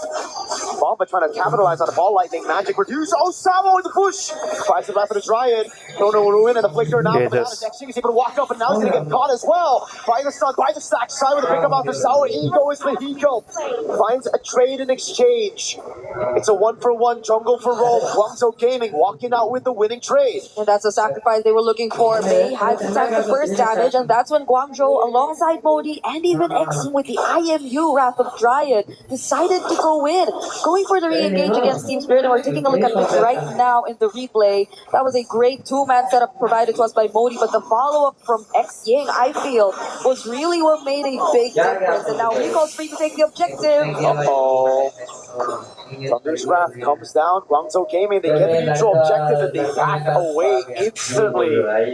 Team Spirit are just getting outplayed around these team fights. I'd like to think that the way they bursted down May was probably to them an opening, because you take down one of the front lines, but it didn't work out the way they expected it to. Now it's a tier 1 potentially falling down to the hands of Guangzhou Gaming. Spirit are not even able to defend it up close. It's just Sawa and Kid Bomba standing in front of them. There's just too much threat of backline. Although Modi doesn't have the flicker, but they'll just have to give up on this tier 1. Team Spirit's structural advantage gone with one Lord. Guangzhou Gaming with a sweep on the tier 1. Down below, mid, and they would have planned somewhere else. That's what they would have planned somewhere else. With a bit of poke on Sawo, Bomba just to the falling star move. Baits out the Wrath of the Dryad as well as May is going to be able to look for the airborne now on Bomba. Sour Ego is the iframe. Sawo going to be taken very low, burst it out. Now it's Ego's torn apart. Memory over. Now it's Sour walking. Is it ready? That's what I'm asking. Usually 8:30, na? On which? Cannot chase. What if time they brought it? Let's go then. Wait, let this match be. They lost out on so much turrets. Guangzhou Gaming, the way that they've been playing this, at this point, we don't really see any lead between the two teams anymore. They've closed out the gap that's been existing, and we're looking at the replay just now. It looked like a fight that they still wanted to take. Modi actually found some setups here and there, but Sai had to focus down on Sawo, and that was a lot of time. That was a Belleric who definitely took a bit too much of their attention, and so they just probably really had to settle with that. Also, trading Modi is a process, but it's still a huge advantage for Guangzhou Gaming nonetheless. You see a lot of turrets already taken down, and them starting to transition into a playstyle where it feels like they're just guarding all around Sai, who's already 3-0 on a carry, and looking like a massive threat now that we're approaching the 12-minute mark of the game. So it's surprising to us, I feel, to see Spirit in this situation again, because I feel like entering this matchup, considering the matchup, you would really consider that the underdogs would be over to Guangzhou, but it's it's another potential upset all over again. At this point, the upset would be Spirit wins, right? It's the favorite teams losing out. That will be the real upset after yesterday's outcome. Oh my god, I mean, you're right. Guangzhou Gaming also have great scaling now. Team Spirit are going to have to look for those creative angles. Sao again with the opening. On the revitalize on Belric, though, you just lose out on so much proactivity, right? It's just all about reacting to your opponents. It comes down to Bomba making the plays on the Esmeralda, and that's certainly very difficult with a carry on the hands of Guangzhou Gaming. Yeah, it's like hopefully they, or Sao lasts long enough so that they can find some other angles around the team fights as long as Sai has his attention on him, but that's the thing. Will their targeting change? That's the ultimate already used by Sunset Lover. But a flicker burned out by Yexin. Tectonic charge on the corner ruin, misses Hiko by just a bit. Sao able to go in, and now it's Sour. Walking up, capitalizing on the flicker, already used up, not a purified, burned by Sai. They're gonna go for the right tree. Sao with the steal. Bumble with the flicker in forward, and Sao still able to survive as Hiko picks up another. It's a mega already for Hiko as he looks to go for more stacks on the Sky Piercer. Finally, a team fight win for Team Spirit. Guangzhou still wanted to fight that even though Team Spirit clearly already took down one and were in really great position to go for the contest. No one was really watching out for Zarigo. His recall too, I feel like he was kind of split between having to fight back and just focusing on the objective. Oh, the damage. Yeah, you can see it already, especially through Sai. That first is nothing you can ignore, man. For Guangzhou Gaming, they really gotta be decisive with the plays. One wrong move from main, you can see the punish instantly. You need to find these tech charges on these vulnerable targets. If you miss it by just a pixel, which happened earlier, Modi could have capitalized on the tech charge. Sunset on recall with that burst, forcing him to back away. Now it's a 4v2 up top as they're trying to get this Spacer down. But Spirit will respect Guangzhou Gaming. They built up the lead back to where it was all the way in the early game, and they're going to be happy with that. Whoa, Berserker's Fury for Hiko on the booty. Okay, as I was saying, I was supposed to say, Guangzhou, at least you saw from that last team fight their understanding of who needs to be targeted in this current part of the game, right? It felt like they were just trying to focus down on Hiko. That was a setup attempt from May. There was follow-up from Modi, but Hiko was just a bit too quick to react as well. The fact that he is already 4-0 as well is not as good with the Maleficent pickup and the Sky Piercer. I think this is going to be a bigger problem right now for Guangzhou. On top of the fact that Zar Egoist seems to be a bit too free as well in just trying to find these targets. Right now, Guangzhou, we understand the idea, but the execution has to be more precise if they really want to go for Hiko. They want to land those skills. Don't land those skills. Zao, even if they do, Zao can just go on target. That's one, right? But even if they do get it, Hiko's a big problem now. I'd love to see the items. Berserker's Fury. What? You do a bit of true damage now, so I guess it's good for the shred on these very tanky boys up front. But usually when you want to shred, you go for like DHS, right? So I'm wondering what the Berserker's Fury is all about. I'm gonna have to catch him later on and try to ask him about this Berserker's Fury. There's a lot of interesting choices here. But that's Conceal. Winter Crown pickup available also for Modi. I think there's another Conceal coming in too. Alright, just Conceal there, a trade already. Damage on Modi. Let's take a Slow pushing for Mr. Hiko. Great for Where did you get it? They know Guangzhou Gaming can't send anybody down below. Never gave me this, huh? So it will be the next forced error for Team Spirit against Guangzhou. XC has the Wrath of Dry again, but they have to layer their skills No, really, I will really not well. do that. You see the buffs already on side. You understand what they're trying to play around, but it's a first from Guangzhou. Gotta go straight for it. Throner Ruin lands on nobody. Rapid drive from Sao. You don't know it is in hostel, na? He bursts him down, recall. If you are in hostel and people take your stuff like that.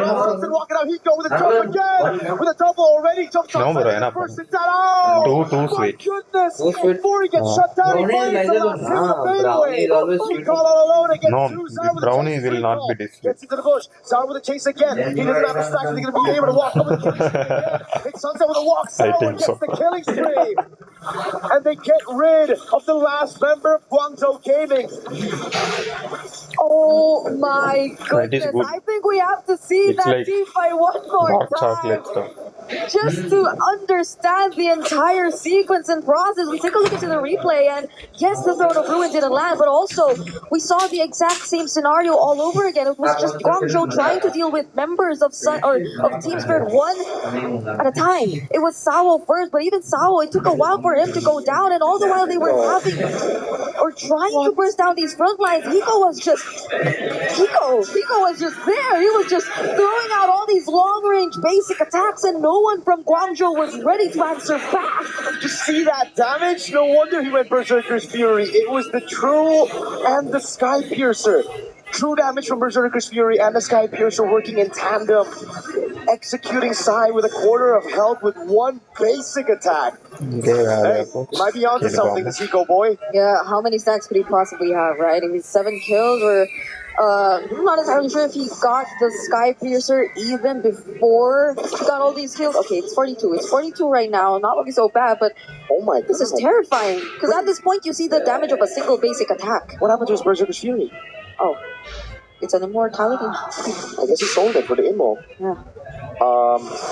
That's a very weird build. Heptasee's Haas Claw. Did he sell it for the Haas Claw, or did he sell it for... No, he had the Haas Claw. He buys the Berserker again. Oh, Throne of Ruin on Asawo. Falling Simon to the back line now with the weapons right as well. Give a pop and a flicker out of Hiko. Puts in those stacks. Sour with a walk up again. It's going to be the winner cloud from Moni. He'll try to stay alive. Hiko missed that first kill.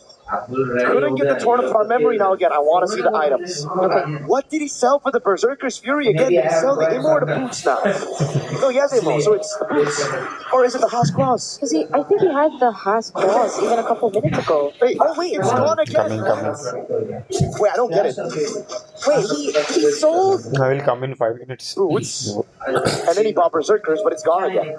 Is this a visual bug or is it actually gone? Did he misclick? What is he going for now? I got no clue, but like, he bought Berserker's Fury twice this game. He hasn't replaced it with anything just yet. Maybe we see it come in. I am so confused. Okay, yeah, it's actually the build. Yeah, and what? Where is it? Where is the... What's it? Where's it? He's probably looking to pick up something. Did he sell the Berserkers by mistake? Oh god. Oh, he sells it for the win of nature. There you go, Sawo. For the walk-up first down on Lord, straight up with a carry and Team Spirit. Yep. We were too busy with the items. Maybe Spirit was as well. Yeah.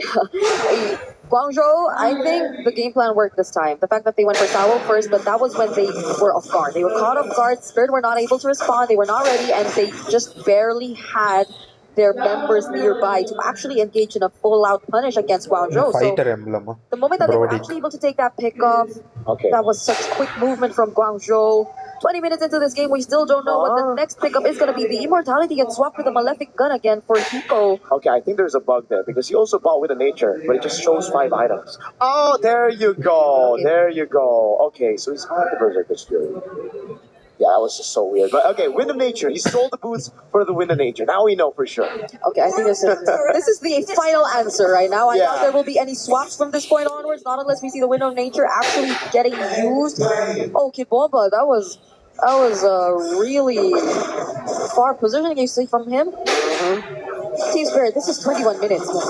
This is very scary. Sour gets caught by the barrier. Lord, charging into that top side already. Throne of Ruin and the Blinker catches him. Nice one, Modi. Oh, he just gets Hiko is gone. Okay, Guangzhou is taking again. Sour gets caught by a tech charge. Great one by Modi. Sour first it down. Bomba and Sunset left to defend against an involved Lord. Guangzhou Gaming strike first. Such precise targeting and focus on to Hiko when it mattered the most. Modi on that Alice with the setup. The next match start.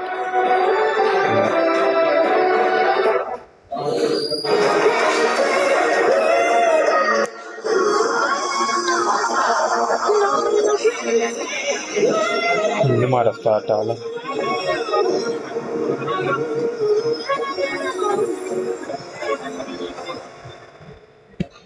It's been a while since we've seen a Kaja, so I think it's still very usual to see the sport emblems come through, the additional speed and the break smite. Pretty much same across the board, I feel, for majority of our heroes this time. Oh, well. Hiko. Also putting Hiko on a Paquito. It's like putting Paquito on Teddy. Oh, okay. You're still on. You're still talking about that, yeah. I mean, it's the same side lanes as yesterday. It's crazy, actually. It does feel kind of the same, and I feel like TS are also in a sort of same position wherein you're just really expecting a bit more from them, but it's been a struggle ever since game number 1 to just coordinate. I think that it's weird to see Spirit in this kind of position, but hopefully they work things out this time. We are seeing a more aggressive laning phase from them, to say the least, here in game number 2. Oh my god, the Thunder's wrapped straight up! One shot, May. No, right now, first blood over to Team Spirit with a neutral objective as well. Yep, a much better start. We can say that for Team Spirit right now that we're looking at the way they've executed the first 2 minutes of the game. Laning-wise, it's been very aggressive for Hiko, and at the same time, you see better coordination from Sao and Sunset Lover, which I think is something to expect, because you're not on a Belleric anymore, so you could just be as aggressive as you want, and May! Oh, the deadly magic didn't land on May, thankfully, for Guangzhou Gaming. SOD goes wide. Oh! Okay. An attempt, Sunset Lover flickers out of the way. Yeah, it's IMU. Daytona's welcome from Xing supposedly, so that changes things a bit too. Xing will be, I guess, picking up the Daytona's welcome or either the Way of the Dragon more than anything here from Team Spirit's composition, but how are they able to utilize that? That's like 2 potential lockdowns or pick-off setups, and the damage is mostly going to come from Recall, at least for now in the early stages of the game. But has Recall been having a good time? Because I think he's already a level behind Zariko. Bomba's doing a lot right now with just delaying the jungle. He's going to lose out on a bit on the bottom lane, but it's going to be pretty good to stop Recall. As you can see, Zauer is really capitalizing on the fact that he's getting so much more space, so much more room to farm up, a whole level ahead with the turtle as well.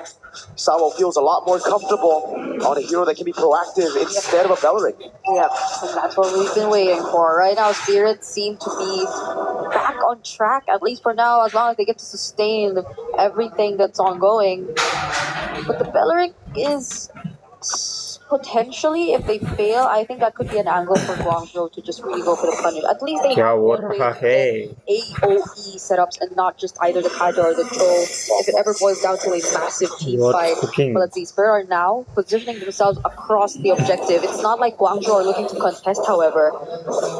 Sunset pick on a killer. We doom Kaja. Guangzhou Gaming were able to control all the neutral objectives in game number 1, and that's what's set up for their late game. Position, space, everything to scale up. This time, Team Spirit don't want none of that. Oh, up top! Whoa, what a kick from Sao! Wait, the Dragon kicks the Kaja back into Hiko. And it's yet another pickup. They're really utilizing the strong side well. Sao with the deadly magic. Sao with the walk up as well. The Purify already out earlier. Okay, Moscow done. The ball of thunder. Bang! Goes down to Moscow. Side. Down Hiko with the hits on the turret. They've learned their lesson. They've learned their lesson. They got to be the more proactive ones.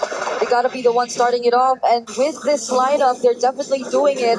May has not had a single divine judgment in this game, and you could see that Sao's just starting to feel it on this Cho. It's like watching. Actually, oh my God, Bamba! He's getting free turrets. Guangzhou Gaming are the ones reacting to everything, and it's not the right reaction either. They try to go mid for some reason, and Bamba just stomps down bot. That's a free turret for a Barats. Barats. Okay, at least for Guangzhou, right? If we're looking for potential angles that they can turn this around, they have plenty, and it's a flicker Belleric as well, so they could just try to go for more counter engage as long as they feel like they're already on the same page. Because hold on. He goes to the whip now. Bamba with the response. Into the wall. Ball. Bamba with a chomp. He just swallowed May whole. You saw that. You saw May. He tried, but Guangzhou, it didn't feel like they were ready to follow up. Ooh. It's tough. It's tough. Very tough. Recalls falls out of They're trading turrets at this point. For Team Spirit, Sao doing a good job on this show so far, and yeah, like you mentioned, man, May cannot really go for anything. That's going to be a free purple buff as well. Oh, Ball of Thunder lands, and everybody thunders Wrath as well. Wrath on a Dryad. Kaja. Holy moly, lands on Natalia. All 5 Natalias. Okay, it's Guangzhou facing a 6.5k gold lead this time. Spirits have completely turned things around and are looking real good in game number 2. A potential game 3 is potentially coming for us at this point. If you take a look at Team Spirit and the current situation that they're in, because I think the panel also touched on how maybe, yes, they can utilize the Kajun to punish some of the overextensions that have been happening or that could come out from Team Spirit, but I don't think we've seen any of those. It's more calculated backline engages either from Zar just to force reactions out of Guangzhou. It's more pinpoint and precise way of the dragons coming in from Nico. I don't think he even had to use the flicker as much just yet because it's always Guangzhou tending to overextend. But they might actually go for one this time. They don't risk it as much though. They're still tier 2 across the board. Eudora is so annoying.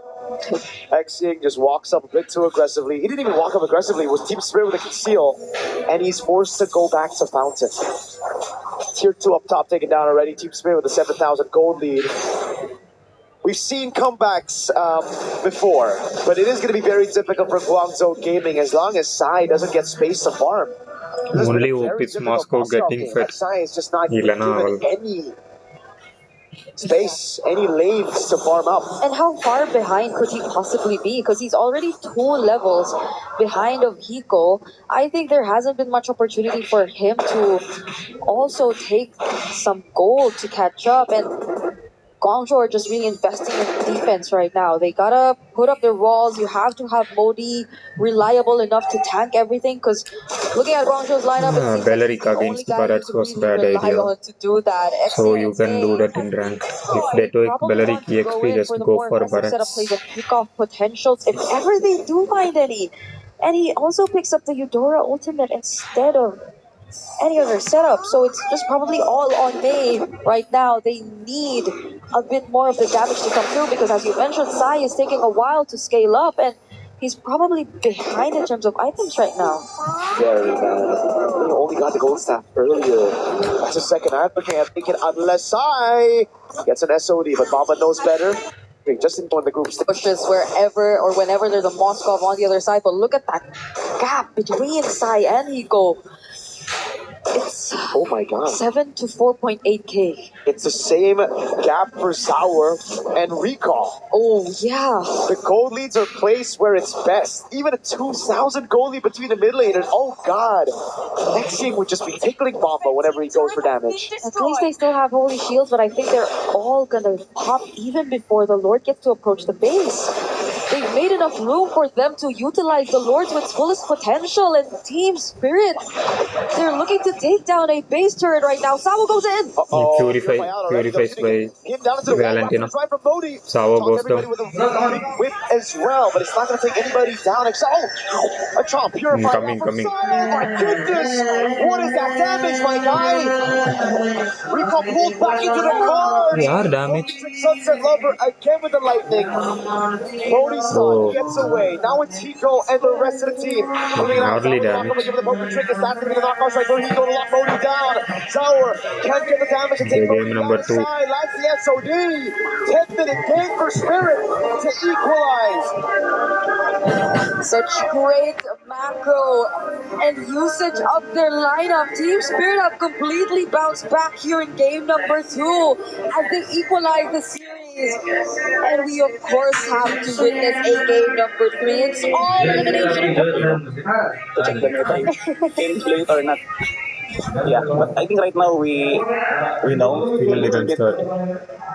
So just we'll see. So it should be okay. Should be okay. So is that your main challenge now? Yes. The meta. What about if I have to ask you about Falcon's PH? What's your main challenge up against them? Flicker, he can't just walk up. Next is Falcon versus Falcon. Maybe or probably the longest range to just let's see the tag match also.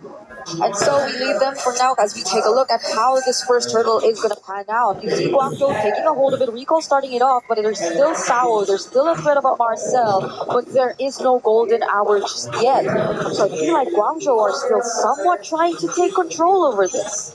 And again, the disadvantage of the Fanny with now purple ball. Look at the zone coming out. Red Sea battle. It's going to be won out by Sour still, despite no purple. Recall going to fall to first blood as well. Sour pops in to revitalize to keep everybody healthy. Spirit with a massive win. Thunder's Wrath in the mid lane, just one more splash of damage. Sunset picking up yet another 3-0 and the neutral objective. So unfortunate for Guangzhou. They wanted to start that out. It was Recall trying to actually get some damage in for the objective, but looking at where Recall decided to position himself to, the fact that it was both Kid Bomba and Sour Ego is just locking down onto this jungler and making sure that there was no other way he could go in for the contest on the objective was what granted Team Spirit that win. You have to pay attention to the zone as well, Cam. You have to pay attention to where you actually position yourself, because if you're somewhere anywhere near walls, Sour Ego is just gonna have the time of his life. And if you see that replay, man, Modi, he did all that he could to stop Bomba from getting the chomp down on towards Recall, but Bomba flickered past Modi. Yeah. My God, beautifully done by Bomba to secure that neutral objective. That's how Zauer was able to just walk up, get the retreat for free. Recall got caught in that spot, able to go for a golden hour, catches them all in place, and Hiko is going to build on the Rhapsody.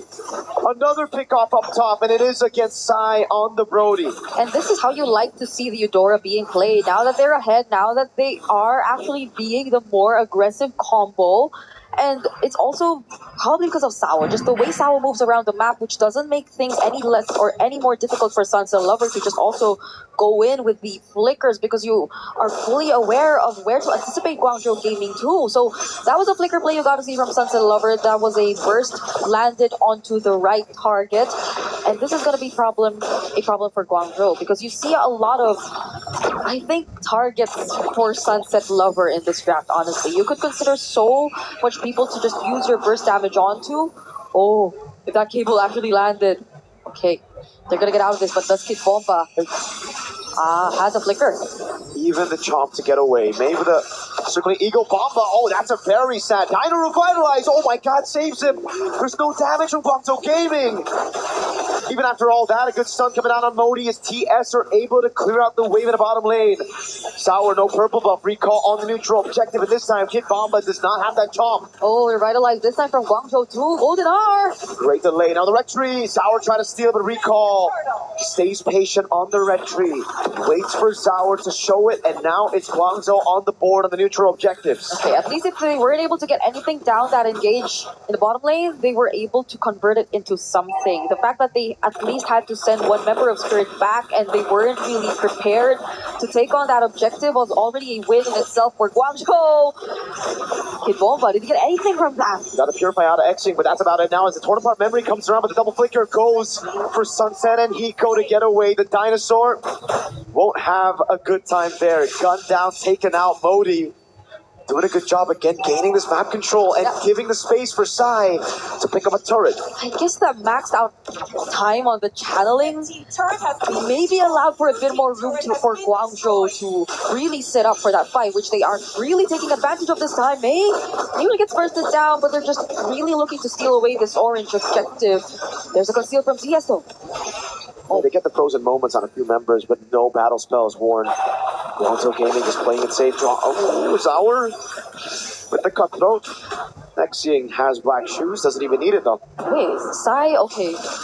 It seems like he's trying to hold this bush for a while. No one really passes through from TS though, but just like that, Guangzhou have regained control of the map in some ways. It's still a mirror trade for that tier 1 up top and down bottom, but the next objective is spawning here, Guangzhou. They probably are looking to take advantage of this. And the fact that Kid Bomba, yes, has been doing a really good job on the Barret so far, but so long as they get there first, you could expect it to be pretty slow for the XP laner here of TS. And this is why I had my concerns, you know, even in the early game, even though Guangzhou Gaming technically only have one resource to deal with the Fanny, that skill 2 of Sai, it's still very troublesome because for Team Spirit, they're going to have to outplay Guangzhou Gaming around these neutral objectives, around these team fights as well. Okay. While Modi can just stand in front of Bomba and take those deaths as well. So the golden hour placed down as well. Oh, Recall trying to go for it. He's going to be able to get away right now. The chomp comes around, and that's going to be Sai who gets locked down, but he's able to flicker out the safety of Sour. Goes over the cutthroat. Can't find it. Good stun over Spirit with the neutral objective. Take Recall walking up now with immobilization on Sunset. Just one more shot should get him down. Recall with a jumping forward finds the kill. Immobilization on Sal, but he's able to escape as Bomba peels for him. Sour in the mid lane, now on recall. Untargetable. Nico with the dash in forward. That was actually a flicker. Burns it away. Good iframes by recall. Exing thrown again, but he has the black shoes. Sour low. CY won't be able to go for the kill. The revitalize from both sides just made that team fight much longer than we expected it to be, but who won it out and who were still able to commit and prolong things even after the revitalizers went down were still Guangzhou Gaming. They have such low dom times, but recall! Uh-oh, Getsu gets away for a bit, but Sao was just waiting there. Together with Sour, Ego is the free kill up top. Chop down, Purify out from Modi. Turret 4 sign, bottom lane on the Brody as Sour is able to go on the tier 2 up top, and this will be a win for TS. This is a very good trade on the board for them. Yeah, even though they lost mid though, but the purple, I think that changes things a bit. It's okay. You'll be able to steal the purple buff on the other side of the map, and Modi has no Purify, still goes up. Has the guiding wind to get him out, but the purple buff, again, not even stolen by Guangzhou Gaming. Still a massive win for Spirit. Yeah, they just swapped purple buffs basically at this point, but Guangzhou, again, despite them getting a couple more tier 1s, even in mid, TS though, they still have the 4K lead and they're looking to take that one turret in mid as well if only they find an opening, but they're going to respect Guangzhou. They're literally around these members though, and they will be first to prio and position themselves in this upcoming Lord. This is really not looking good for Guangzhou Gaming. Their jungler is so behind, and their idea right now is to get the orange buff over the side. Recall's 2 levels down. How can he win the red tree now? Sour just needs to go for the red tree, gets it in time. With a 2-level lead, it's almost guaranteed. Recall to walk up on Sunset. But TS get away. Yep, as much as Guangzhou, I think, wanted to do something there and at least get a trade, Sao was just too eager to stop them in their tracks because of Marcel, who has been very proactive in terms of the gameplay. Okay, he's gonna spot recalls there too, but at the same time, you can just rely on him to really block off Guangzhou Gaming in case they want to go for the chase, just because of the fact that you probably are not expecting as much burst from Guangzhou just yet. Oh, that's a flicker though. Uh-oh, great golden hour. Catches Smith. Oh my god! He still flies by and Hiko punishes him. Now it's out with the cables. A chop down with a Purify already baited out. Sai gets pulled back by the missiles of Bomba. Pops into it in nature, but this does have no damage to deal with these tanks up front. That's the difference. You see, TS, they have Sunset Lover, they have Eco, such reliable sources to just burst down one of the front lines, quote unquote, here for Guangzhou, because it's always Mei who pushes forward and has to push forward, but TS this time with a siege. Modi's low, still able to get away, has the consecration, pops it here, the retribution from Recall. And a good clear with the Lilia as well against Team Spirit Siege. Oh. They're gonna lose out on so much though. That's a tier 2 down bot and in mid falling into the hands of Spirit. At least Mei is back right now, but these synced up waves are really becoming a problem. Now it's TS with a 6K lead. Initially it was just 3 to 4K, but now even take a look at the items. But before that, Zor! Oh no, gets stunned up, torn apart memory. Not enough to take him down. Very close though. Not enough Sky Piercer stacks just yet. And it's because of the Dreadnought armor that Sour got that saved him. Yep. Okay, that's a fast two for Sao. Guardian already picked up by Kid Bomba here on the barracks. So you could expect them to just really stay for much longer. And they're going to be very calculated about this. They fully respect, we all know for a fact Guangzhou have pretty much reliable wave clear. That's a Brody, Lilia you're already looking at. On top of the fact that Modi could just be the one to put himself up front. And TS are just looking to wait for this next, but do they actually wait? Zar, he's positioned here really, really well. Catches recall. The iframes are going to be there, fortunately, though. Yep. Not much he can do, you know? I mean, you need to be very instant with the burst, very hard to catch the Hirara. Just with one dude. That's why usually it's the Eudora that gets her. Gets the stun, everybody can just follow him through. Zar, the way he's been positioning himself. Yeah, very aggressive. You know they want something before this next objective. It's all up to CY right now to be the guy to carry Guangzhou Gaming, right? Like, he has the way to stop the Fanny. The only way, as of right now, they got a full peel for side. Ooh. The waves. It's just really Czar holding on to this position. Kind of crazy. Guangzhou have no idea he's there. It's a very small dino. No big guy stacks on Bomba. Still looking for those stats. Now they spot out where Guangzhou are. They fully reveal the information, and Czar, he's just waiting. Sao reveals just much more info. Oh man, great golden hour. Catches Sai. Oh, Moody gets bursted down straight up. The consecration already baited early, and now Exing can't even use the black shoes. Gets cut-throated down to the ground as Recall goes into the bottom lane. And Spirits don't even want to go for the Lord. They want to go for top 8. They want to qualify to the knockout stage. What a play from Spirit. Could this be it? Recall goes in. Oh no, but he gets bursted. A big chomp down right now. Spitz not a suffer. He's going to pick up the kills. He flickers in. Sai very low. That's a win of nature as well. TS, now they say it's enough. We're going to go for the Lord. Guaranteed. Yep, Moni's back. Xing, he'll be back too. There will be much more reliable wave here for Guangzhou, and TS are gonna play it safe. But that was such a great plan coming in from TS. They knew they had enough burst, so if they had to deal with a target from Guangzhou one at a time, they had enough damage to do so. Now Sunset Lover even picking the Divine Blade will make things all the more difficult for Guangzhou, for them to go up against Spirit in this scenario.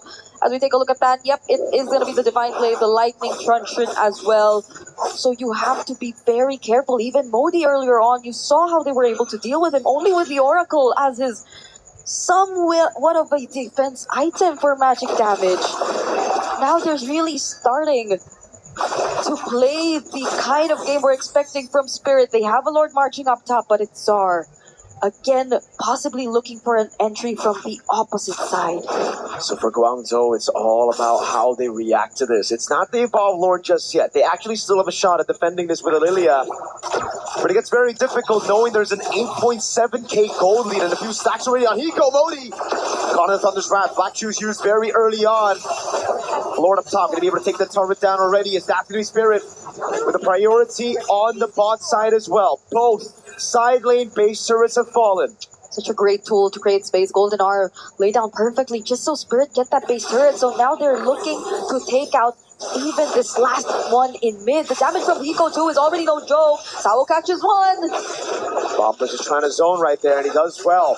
Circling Eagle, now the retaliation on Bomba. Doesn't have the flicker. Torn apart memory takes him down, and Sauer is able to cable out of there. 1 for 3. 1 kill for 3 base turrets. Spirit will take that any day of the week. Yep, 15 minutes in, they finally expose the base here for Guangzhou Gaming. Though they do show some signs of life, it takes a bit of time before they actually go in. They need to ensure that there is actually a target that will easily be within reach, but they're really pushing forward this time though. Guangzhou want to somehow equalize the map as we're taking a look at it right now. But you gotta pay attention to Czar and how they protect Sai. That's for sure. Double Sky Piercer? Wait, Sauer. Oh my god, brother. You're playing with fire, bro. Just dashes into a Brody, Mathilda, and Hirara. What do you think about the double Sky Piercers? They're going up against... Hey, they steal the purple, but they don't go to their own purple, man. Bus. Okay, at this point, the kills are pretty much spread between Recall and Sai, yes, but... What's the point of stealing the purple if you're going to leave the purple for TS? Yeah. TS are just too quick. You gotta explain this to me, Big. Or maybe the panel needs to explain this to me. The panel will have the telestrator to do that for us. These games, I feel like I want it to be streaming. Rain Day will have the telestrator to do that for us. Okay, please. Now they will not have that. Lafel, please, telestrator on that moment. Yep. Yes. Yep. You can highlight that. Okay, so we have a Lord now. It is still going to be Zara on the opposite side of the waves first. And TS, I don't think they'll have as much problems with this. They have to still pay attention to the burst. Sao with the conceal. With the waves, though, Sauer can just end the game. if Guangzhou Gaming want to take this fight, and now they're going to have to fight 4v5. Recall, oh, he goes in, gets the alternative goal, Lord or Coach. isolates him for the rest of the team. Hiko! Flicker in, a shot to the face, and that was Modi. All alone, circling eagle used to get away. Modi dodging away from the bullets. Call him Neo the way he's dodging from those shots. Sign of bush, torn upon memory. Maybe if they didn't get double Sky Pierce. No, actually, it doesn't matter. So close, Sunset Lover. At least they got the flicker down, but that's about it. They've only gotten battle spells out from TS. I feel like Hiko even uses aggressively. And now with the Lord and an exposed base, Guangzhou Gaming, they only have so much to rely on. Xing and Sai will have to go for the defense of their lives. And Kid Bomba has a flicker too. Who knows if he actually finds another surprise this one as welcome. At this point, Spirit's gotta drop the ball for them to lose this game. Guangzhou Gaming, they have the clear, but it's gonna be delayed by Spirit. Sawa with a golden hour onto the Lord right now as the waves come crashing down. Modi! Modi. That's instant cutthroat on What a Xing. fanny. Again, not given a time to use the black shoes. A big chalk down coming in. Fanny pushing. Oh, yeah, man. Splits him out, gets a two-match Okay, start. TS Rest of wins the the team match. capitalizing. He goes unstoppable. And Team Spirit confirm their slot in the knockout stage. Welcome to knockout stage. It's a reverse sweep to get into top 8. Team Spirit make it through and get past that lower bracket What a after reverse falling sweep, man. to Vamos earlier this week. And Guangzhou Gaming will unfortunately... Over to Falcons Meta now. Okay, All right, next one match thing, started. the panel was Fresh questioning match. if Haji can land the arrows, right? That's the goddamn Kadama shit, bro. I think he can land some arrows. He went for Season Hunter, though. That means he's going to go for the fast, clear, onto neutral objective. So already a different approach on the Selena for all the other Selenas so far. Sala's doing a good job in lane. We've been seeing more bargain hunters for Moreno, My Goat, Wilderness Blessing for some other Selenas. But Haji's gone for the normal Season Hunter. Yeah, and I think we've all been wanting to see that KDA machine gameplay, Kada machine gameplay from Haji, which I feel like hasn't really been the case for Falcons PH so far. Again, when they went up against Vitality, it's really Moreno as the highlight of that match. Now with Stroll already poked down to less than half HP. How do Falcons Mena actually dance around this? That's a good question. Falcons Meta do have a lot of ways to engage, though. Troll and Sanji mainly. Falcons PH. Maybe the ones having to kind of react to these engages unless they just start it again and blitz it down, and that seems like it's going to be the case with the Season Hunter. Oh, yeah, that is the game plan. Right now, Falcons Mena, 0 breaks across the map so far. They aren't able to really get anything out of that. It's just Boyet still farming in his very own jungler, and the way that Falcons PH have been controlling the mid duo has been spectacular. They aren't really enabling Boyet to just go in for any burst or pickoffs just yet. Yep. City's low. Haji. Oh, another arrow Still on it has 2 Coffin. points. Doesn't use the flicker. There's a knockup from the Lantern player. But that's about it. Now current is back, Coming man. by as well. These Falcon boys, man, are playing it so macro. Kyle using the space to invade in the jungle. So it's all about building up those small leads for Falcons PH. Where is the remote? Still this older red tree from Kyle. Takes it away from Boyet. It was on cooldown for Boyet. I think forced out too. Now, initially, would have just been Falcons Mena sticking to the jungling, sticking to their very own farm. Now it's been successfully infiltrated and interrupted by Falcons Mena. An arrow, if it weren't for the Shumpo, that would have been very dangerous here for Troll. But this is a Selena which is actually working in the early game. Yep. They definitely took a few pages out of the Vitality book after losing to Selena. Abyssal Arrow! On to Boyet of all members, and that's going to be a pickup as well. He's already picked up by Kyle, too. Wow. Start one for Falcons. Oh, another! Oh, wait, there's an AOG. Everything just used to secure the kills against Falcons Mena. No ifs, man. No ifs, all right? Haji doesn't do if, buts, or maybes. He just does absolutes, bro. It's when he lands the arrow, not if. Oh, my goodness, the Kadam machine. Haji's just been landing these back-to-back arrows like it's nothing against Falcons Mena. The lead basically is all onto Haji, right? I mean, all because of Haji, sorry. Safe, bro. 3,000 goal lead almost. Going alone, huh, Seth? Kills. All with the arrow. Then it's One on fine. Jusin, one earlier, and now on the turtle. Yep, the Juicin is pretty much done with at this point, at least in the early stages of the game, so it'll be a struggle for them to catch back, but that's the Throne of Ruin. It's gonna catch Kyle! Oh, nice pick on the Kyle, but still not. Makes it to the D5! Sacrifice the kill, the knockup on Owen. He's still Don't trying to let's sustain see. it, but Flap though, he tries Friends to come, find I will Boyet there. stream Another as well. episode of Arrow connecting. Haji will go in again, and an AOG! They still want more! Haji's on a killing spree! Boyet. Okay, now about the win, but Haji finds a double! Again, it's the arrows and Haji keeping them alive. Falcons Meta, wait a second, what happened there? Falcons PH, it looked like they want to blitz, but then it was Falcons Meta just forcing the issue, finding the fight, the throw and a ruin in the flicker.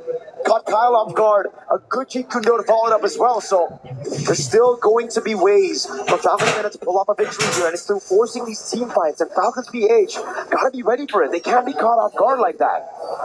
But Falcons PRG, they're just so good. They're just so good at managing the man-to-man defense. The members of Falcons Meta individually, you saw how Flap just had his eyes set on Boyet. Gatot kacha guard panna mari de Gatot kacha Selena HP. in the time. And on the other side, even though they were after Kyle, the arrows from Haji, they're just something Falcons Meta are yet to really find a way around. Every single time a team fight breaks out, these arrows just interrupt so much of what Falcons Meta want to happen. And so it builds up again. Kyle, luckily, fought the Sky Piercer after the death. Flap, though, will not make Boyet's life easy. Chases him under turret, pops in the consecration as well. Classic Flap on the Uranus. That's been the case for Boyet and Flap for the past 6 minutes. It's always been Flap on Boyet. Troll shows up. Fracture already used. Another episode trap. But Falcons men are holding on to this mid turret. But it feels like they haven't been able to move out of it as much. Kyle. Kyle? Okay, he's on Sano. SOD connecting as well. Could be good hit. Troll doesn't land the kick onto Kyle. But he does Kyle running. But do they have enough damage to deal with it? They finally get to shut him down here. Wow, Selena! They do, but in Wow. defense of Sano, they had to lose him just to take Haji down. What a yuck. It's gonna be Nice worth it for play. Selena to pick up the Moscow, but he gave the Moscow a big bounty. That was a 4-0 Selena. Now goal given over to Sano. Falcons PH will still capitalize over this neutral objective. That's going to be free. But man, great targeting by Falcons. Man, I really thought they were just going to go for Kyle. In the end, Troll picked the right guy. He went straight for Haji, who had a bounty, who could actually, again, beat a turn for Falcons Meta. Yeah, I thought so too. I thought it was actually Kyle they were after all along, but at least in turn, I feel like this somewhat allows Falcons Meta a bit more room to go for more plays. That was It does grant a bit more wave control, but I think the fact that Sano has been forced to at least participate in the fights more frequently than we're used to seeing gold laners do is somewhat slowing things down a bit for Falcons Meta. It's maybe also because Cuffin hasn't been having the best time in the early game, which is why they needed to compensate for damage and under compartments. Oh, but Troll, he finds one. There goes the follow-up from Cuffin. They find the knock. They're trying to get RG again. They got it. It needs to come from Boyet. Iframes trying to dash out. A flicker from Flap though. He doesn't let Boyet get away.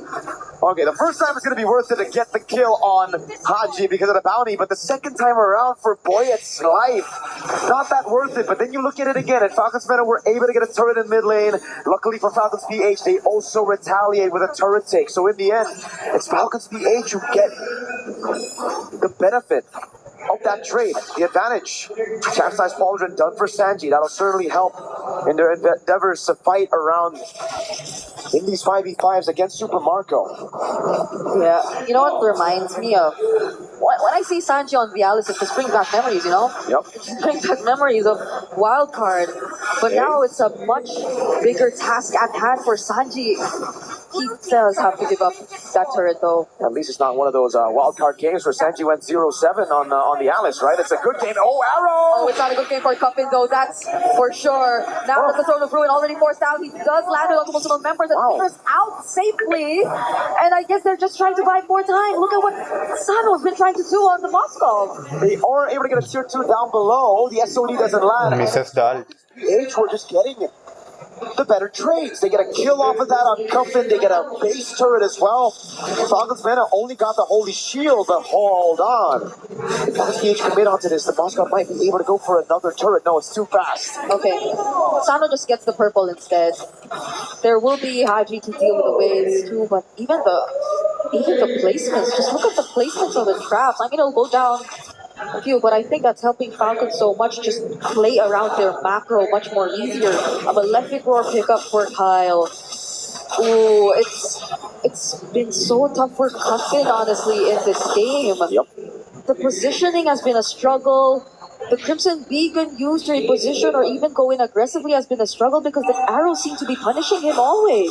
Let's take a look at the equipment here so far in the game. What has Falcons PH been able to get with a 6,000 gold lead in their hands? 1,000 in between the gold leaders. That means Super Marco ahead in the Swift Trinity build. Sano, though, following through, able to pick up the DHS. That makes it Swift Trinity power spike as well.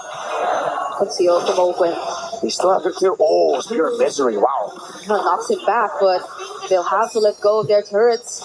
Arrow gets dodged, but Holy Shields are about to go down. They lose 4. I mean, they only have 2 left, but the damage from Kyle is insane. Falcons Mena at least have room to deal with the Lord for now, but you saw that single entry from Falcons, and it's not looking too good for them. It's all about defense for Falcons Mana, for Falcons PH. It's all about trying to go for the siege, so they need to find some angles for the arrows to land, or they start zoning Falcons Mana from these structural objectives. Troll to conceal, cancel AOG. Oh, Zono Bruin casted, does get him immune from that knockup, but Sanji doesn't find any. Has to flicker out too, just to survive. The damage from Buoyant doesn't seem to be enough. Sano's just dealing with the waves as much as they can. Goes in! Super Marco. Oh, that made me nervous. Marco gets the melted gun. He'll be able to get that range advantage. Arrow from the side, but it doesn't land. Again for Falcons Mena, though, they have amazing clear as long as the Moskov is left untouched. As long as he's able to pierce through these minions with the spears, he'll be getting free farm. So I think for Falcons PH, the right move right now would be to freeze up these waves, deny farm away from Sano. Because he's not far up 1,000, but not as far as you would think, right? With a 6,000 gold lead here, you would expect a little bit more of a lead there to try to deny the Moskov. It's actually more on the jungle. Kyle's been gapping Boyet in farm. Oh my goodness. I gotta say, Flap's been doing a great job at helping Kyle get this lead over Boyet. The fact that they haven't been able to really utilize the Hirara to in any way try to burst down a member from Falcons. Not even Haji, who seemed to be one of the best possible targets in the early, or even Super Marco. So it's been great. It's been great for the Bullet Group, and now Open just gets to pick up the Chastise as well. So majority of the damage you're expecting from Falcons Mena already have somewhat of an answer from Falcons PH, and there's another Lord spawning in just 3 seconds, which I feel Falcons Mena are really gonna struggle to try and attempt for a contest, if any. It's double Season Hunter plus a Claw. They can burst this Lord as long as it's not Evolved Lord. Super easy. Look at that. Oh man, you blink and you miss it. Lord gone. Taken by Falcons PH. Purple buff taken by Boyet though, so he's able to get a buff in hand. That's good. Melting gun though for Sano. Yep. One thing we can't talk about is that the additional range will help him to clear even more. Wishing Lantern already done with the Ice Queen 1. And it's just a Melfic Roar, that big, oh my god, 2 items difference between the junglers. Kyle has a Sky Piercer, even though it's only on 10 stacks, and an endless battle, so that's going to be true damage that Sanji, Troll, and Cuffin are going to have to deal with. Yeah, Super Marco's looking like he's on the road of building a Winter Crown as well. Lightning Trunk and Sun buff fighting. Taking it, and that's a conceal play. Open, trying to show up. Doesn't get to taunt anyone just yet, but that's just space. Falcons secure this mid-base turret. They get to find the Lantern players onto Flap, but he doesn't care. He's just gonna go in. Consecration already used. They're looking to take out all the remaining base turrets, but the damage from Super Marco. It's just there. It's just a bit of poke. Falcons Mena know that they cannot fight, and the reason they gave the mid turret is because they would rather lose mid and top, no problem, over their last side lane turret. Falcons PH don't want to take this down. This troll finds Ovijan. Oh, it's Open who goes in first. Ovijan gone down. Too much turret damage. That's been happening. The rest of his members have been falling too. Boyet dealing a bit more damage than we expected him to. Ovijan. And it's been 3 members of Falcons PH going down. So he's going to cancel out Winter Crown just in time. And the BMI! Super Marco gets to escape, but they lose. Arey yaar, That was Avijan, what is insane. this? The arrow looked like it was going to land on Cuffin, but he popped in the Crimson Beacon, so it actually landed on Sano instead. In the end, Falcons PH still took a fight under turret. Look at this again. See, Slow-mo. Avijan goes Owen in. got both. Sano and Cuffin. This was the dream Then start. Haji throws it. Girara comes in. Sano was left to deal with the Haji missile takes arrow. with the Haji got flicker. it. Yes, Sanji got a massive set. But gets out. But damn, fighting under turret against No, this but composition is Andy still gets super obliterated. difficult. It was just so difficult for Super Marco to find a target to actually attack as Izusin well. picks on the Uranus, so 3 of Great them cancel down. though on Troll. Amazing Jeet Kundo. Purple buff steal for Boyet. Finally. Wait, did he? Or is it? Because I think Okay, I see Avijan did a purple good job buff in- Oh, picking up on Kyle Sano. secured it? Kyle secured it. Okay. Got it, I thought got it was a take with a red tree. Both of them red tree. Both of them. That was close. It's still a 7k gold lead though for Falcons PH. So we saw how, as you mentioned, Falcons Mena have been struggling to go for that fight even when it was right under their turret. So it's still not looking as great for them. At the very least, things could have been different if only Sano didn't go down there. Maybe if they only had a bit more damage to rely on to execute the team fight, but even Kyle Sanji picks just under a started to do 3. damage from the fractures. Kyle took it away. The orange buff with the retribution. Playing with the timers again, knows that Falcons Meta cannot blitz this Lord, so it's just the retry used by Kyle to constantly suffocate Falcon Meta carries. Top wave has been dealt with though, and they know the retry's been used. The troll is looking for the play. Missile arrow. He gets caught by an arrow! He uses away the Chow is dagger cooked. just to push the other members away, but he will not survive. Crimson Beacon out, just so Cuffin lives too. 4 salt on the That's pretty coffin. much it. Falcons PH gets this guaranteed Lord. Yet again, it's Falcons PH, man. Moscow tried it, controlling the but game. Falcons Meta have only had one neutral objective. A say, only had one say onto the neutral objective. All the time it's just been Falcons PH with a burst on the double season hunter. Ogwen with the flank. With no base turrets left, this isn't looking too good for Falcons Mena. Majority of their wave clear is just really Sano. But if Falcons decide to sync up the waves, this is gonna be tough. You have to expect abyssal arrows everywhere. And looking at the items, okay, Boyd still needs one more. That they do. Still needs one more item. But I don't think he's going to be able to get it in time. Wind of Nature for Sano. Oh, actually, he gets a Sea Halberd. There you go. Full items on the damage dealers of Falcons Mena. Okay, just in time for the fracture! Forcing out the Wintercraft from Sanji. Zone of reinforced already too. AOG in from Ogwen, but Slab doesn't have the Winter Crown. Does he get Palantir? No! Nice pick, Selena. Kill! And the fracture just lands on multiple targets! Falcons BH ends game one right here! It was a full defense for Falcons Meta the whole game. From start to finish. Falcons PH, though, able to stay consistent, constantly throwing these Good attacks at the game. base, sieging it through. There's one more And the match. last one, it looked a bit Let's dicey see with those after health bars a couple of times. Sano. This done. Because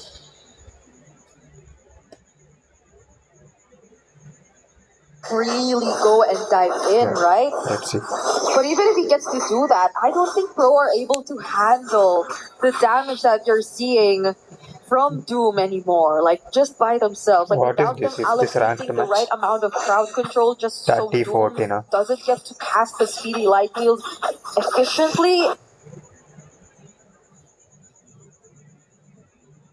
Every now and then, so there might need to be, yes, I agree, a bit of change in terms of targeting for Pro here, but can they find Doom? This isn't the best KDA you're going to see on a carry, but we're in a different timeline now. We're 19 minutes into this game. I feel like this would barely matter, but that's a lot more defense items getting picked up. I think Doom has the immortality and Kausan both is the absolutely Athena's shield in his build, if I'm not mistaken. Yeah. Picks up Athena's shield. Okay. Gets rid. Or wait. So that's no, because you get some shield from Athena's shield. So it's you sell Athena's, you go into Rose Gold, you pick up Rose Gold, you go into Immortality, you pick up. the American team is I'm getting guessing. I don't know. Oh. By obliterated. himself, but who gets this retry expanded? Not even a retry holder. Doom finding the last hit on the objective. Coily, what And now happened? it's a disengage for E7. They don't want any trades. A lot of resources wasted on Akashi there. And that helps Entity 7 secure this Lord, enhanced Lord at that. They need to try to sync up these waves as much as possible. They may not be able to end here, but they can at least take inhibitors. Pro Esports on the other hand, this is what I was talking about. They have to think about a lot harder on how they do these fights for the 1v1. Okay, I don't push. Might just go for the outplay here. Coily no longer has to test himself. Blaze Shin! Waste flicker. Can he make it? He doesn't catch Coily. Also gets to pick up the Shin doesn't mortality just in time. Waste of resources. Collect it, prepare ourselves, as the Lord is making his way downtown. Yes. PP, can he find something here? Okay. Where's the Lord? Kozen still has that, of course. And they pretty much will have enough time to deal with this Lord, at least for now. E7 are not able to maximize it enough to take down a turret, and they're going for shit! Wizard Ground Play falling storm, but still gets knocked up and caught by the way of the dragon into the wrath of Triad. Oh yeah, man, Sora. Let's go. Kuzen with his Abbott Force finds that goal. What a fight. And it's another immortality pop for Doom. 3 members are down for E7. A beautiful catch by Pro Esports, but minions are on the base. They have to go back to defend. It's only 2 members up. क्या हो गया man?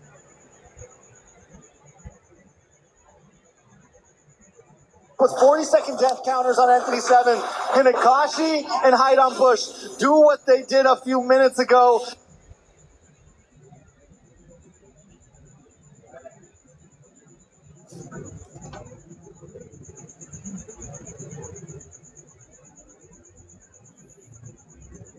And defend the base, but Hide on Bush is going for the steals, trying to... अरे यार क्या है man? Okay, 720.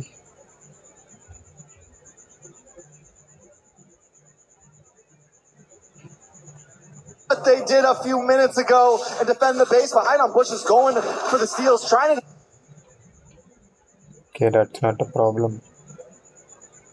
Disrupt the waves right now. The kick. He gets caught. He does still have some iframes left and a couple dashes, so he will escape. But that just means he's the only one left right now. Pro Esports, they're making their way to the base 12 seconds before Shin makes it. They've got a cannon minion. Can it be enough to close? Hide on Bush is making the big sprint. Okay, nice immortality change. Okay, the immortality's popped though. Kuzen with his But hurry. Okay, nice. Still. The entire team is coming up. Okay. It just... Great play by Hide on Bush. I don't know if it's luck. I don't know if it's chance. I don't know if it's pure skill at this point. Entity 7 just keeps on hanging on. We're 23 minutes in. Another Lord on the map. Akashi's up in 17 seconds. And it's a 5v5 once again. Pro Esports trying to make their way to this Lord. Do they burst it down? Hide on Bush picks up a purple buff. It's down to the wire once again. Yeah, Shin has to be very particular of his positioning this time. Lord already below half HP. Vagin getting bursted down. Both Wrath of Trias already committed. Idol Push going in! Okay, Coily secures the lot. Gone. They are defended, but it's gone now. Nice here. Perfect engage against E7. Akashi, the only one left. But the top lane minions are there. Felix continues to get those big sets for the team. Pro Esports are not letting this get to another 30-minute game. They're ending it right here. 1-0 against Entity 7. Okay, so lessons have been learned for Pro Esports. After being unable to finish a game yesterday that possibly caused their overall defeat, they were able to close it out today, even after going the distance, even after Entity 7 giving it everything Nice they one. could. This Aura did Pro good. Esports collect Skyrim. themselves and make could you bring that back up real quick? I wanted to say something about it. If you can, no problem. All right. It was a 15 Moskov going against a lot of level 12s, 13s, 14s, but 0 kills. Yeah. So this just indicates that despite the Moskov pushing and trying to get what he's supposed to do, he was still being completely outfarmed by Super Marco. Yeah, and that's the thing, right? Because again, it's about how much actual. This is his pick. This is Kozen's, one of his favorite, if not the favorite hero that he's got. You just saw an amazing game. It is worth it. And this is where one of my thoughts on why the YSS has trouble. It's such a high crowd control meta right now. And when we take a look at picked up on MV7, YSS. literally every single hero on their lineup has some form of, if not big, but at least small crowd control. Small stuns, big AoE stuns all around the board. And it's going to make Coily's job so hard here, especially with the fact that they don't... Ooh, a little bit more action. Big injunction. That's going to be PP, a very tanky hero though. But yes, they might look small, but they could eventually become bigger. They could link up. You mentioned it. The hero synergies you're seeing. It's an Atlas Guinevere all over again, and we've seen countless times Click Purify. play together. But Kuzen! If he goes down too, that's really, really bad for Pro. Both carries have been taken out, but there might be a trade here. Okay, easy turtle. Finding hide on bush. Surprise hide on bush re-engage Easy on turtle that for one. Pro I Esports. felt like maybe he'd just go for the runaway. Maybe didn't expect the Mountain Shocker to get the stun. Maybe he thought he could get a quick Violent Requiem off. He could get the stacks off. But he does go down. Still not a horrible trade for Kuzen. But the thing is, it does give Pro Esports some time to tie things up here. Yep. And they will try to secure this objective for themselves. Hide on bush, jumping in, Mystic Gush together to the burst. It's coming through for E7, but PP still alive. Does finally get taken out though. He needed a flicker. Akashi needed a flicker to get that. And on the other hand, sorry, I'm Felix, the zoning he's done. It's just so much for Pro. Coily got enough space to get the objective, and Sa's still alive. How did Hide on Bush stay alive there though? Sorry, I'm Felix. Brings him down to about 10%, but Akashi goes down Coily. Able to get a quick pick off, and just when it felt like NC7 may have gotten a lead there, Pro Esports escape with a decent trade along with their lord. Along with Turtle. Kuzen knows them in force. Baggin doesn't have the Fatal X too. PP will be there to help them. No alt on the Atlas, so Doom might not go for the they follow-up will and still pick re-engage. up. Still level 3, but he's about to get it really, really soon. There you go. But it wasn't in time to find a punish onto Kuzen. So at least for now, Pro Esports, they are behind in terms of kills, but somewhat because they were able to just allow Coily to bounce back. I think that's what really matters the most for now. They at least kind of recovered what went away or what nearly went down for them in terms of their win con. But PP? Pro went for the Lito and no got way out at all. A small pick off for NC7. You mentioned it. Not a good Coily choice, getting those 2 kills is huge, especially after taking the death early on. It's what you want on this YSS. He needs to be able to scale, especially with the odds that are stacked against him. With how much crowd control's out there, every hit's gonna matter, and he needs to make sure the damage is stacked up, and that's what you want to see from YSS in these types of fights. Luckily, Sara and Felix also doing a decent job. He's taking a death, but Akashi has as well. That's pretty spread out amongst the field. Hide on bush, the way that they're able to constantly engage and do it alongside Vagan, I think is something Pro Esports really need to pay attention to. You kinda are put in a spot when it comes to using your phraseless. Coily and the amount of ways that he needs to dodge everything, I think is eventually going to take a toll on them. If Pro Esports are not able to create enough space, and the way it's looking right now, it's only Soria and Felix who can afford to do that. PP might be someone you expect to go in a bit later, especially with the AOG. But you see right now, they're both holding the turtle. Both mid duos will show up. Akashi does get that Hunter Strike in right before this fight. Might be able to do a little more damage, a little more speed. Oh, Kuzen. Is he going to use the Zaman Force now? Akashi onto Kuzen right now. Does force out the Zaman Force. Soria and Felix too, trying to go for the zone. Akashi has a lot of damage. Mountain Shocker already used. It's Pro Esports taking control of the objective. E7 couldn't even get close. Akashi thinks he can go for Kuzen, but wait a second, little damage. Why? PP actually jumping in with the AOG. Does block off a couple members from E7, but it's actually Sa gonna go down. They revitalize. Akashi finds him and PP next. Soria and Felix, does he still want to go in? Nice. He finds a Nice one on the Felix. but are they still gonna fight this? Kozen showing up. Does have to have force again. He's going after Hide on Bush this time. For the dash. Nice one, Kozen. That was Akashi. Akashi trying to find a punch. Sorry, I'm feeling What a play, man. and goes in, gets out alive, but Arey, Doom! close to be there. What are you Doom got doing? doomed. Not like this.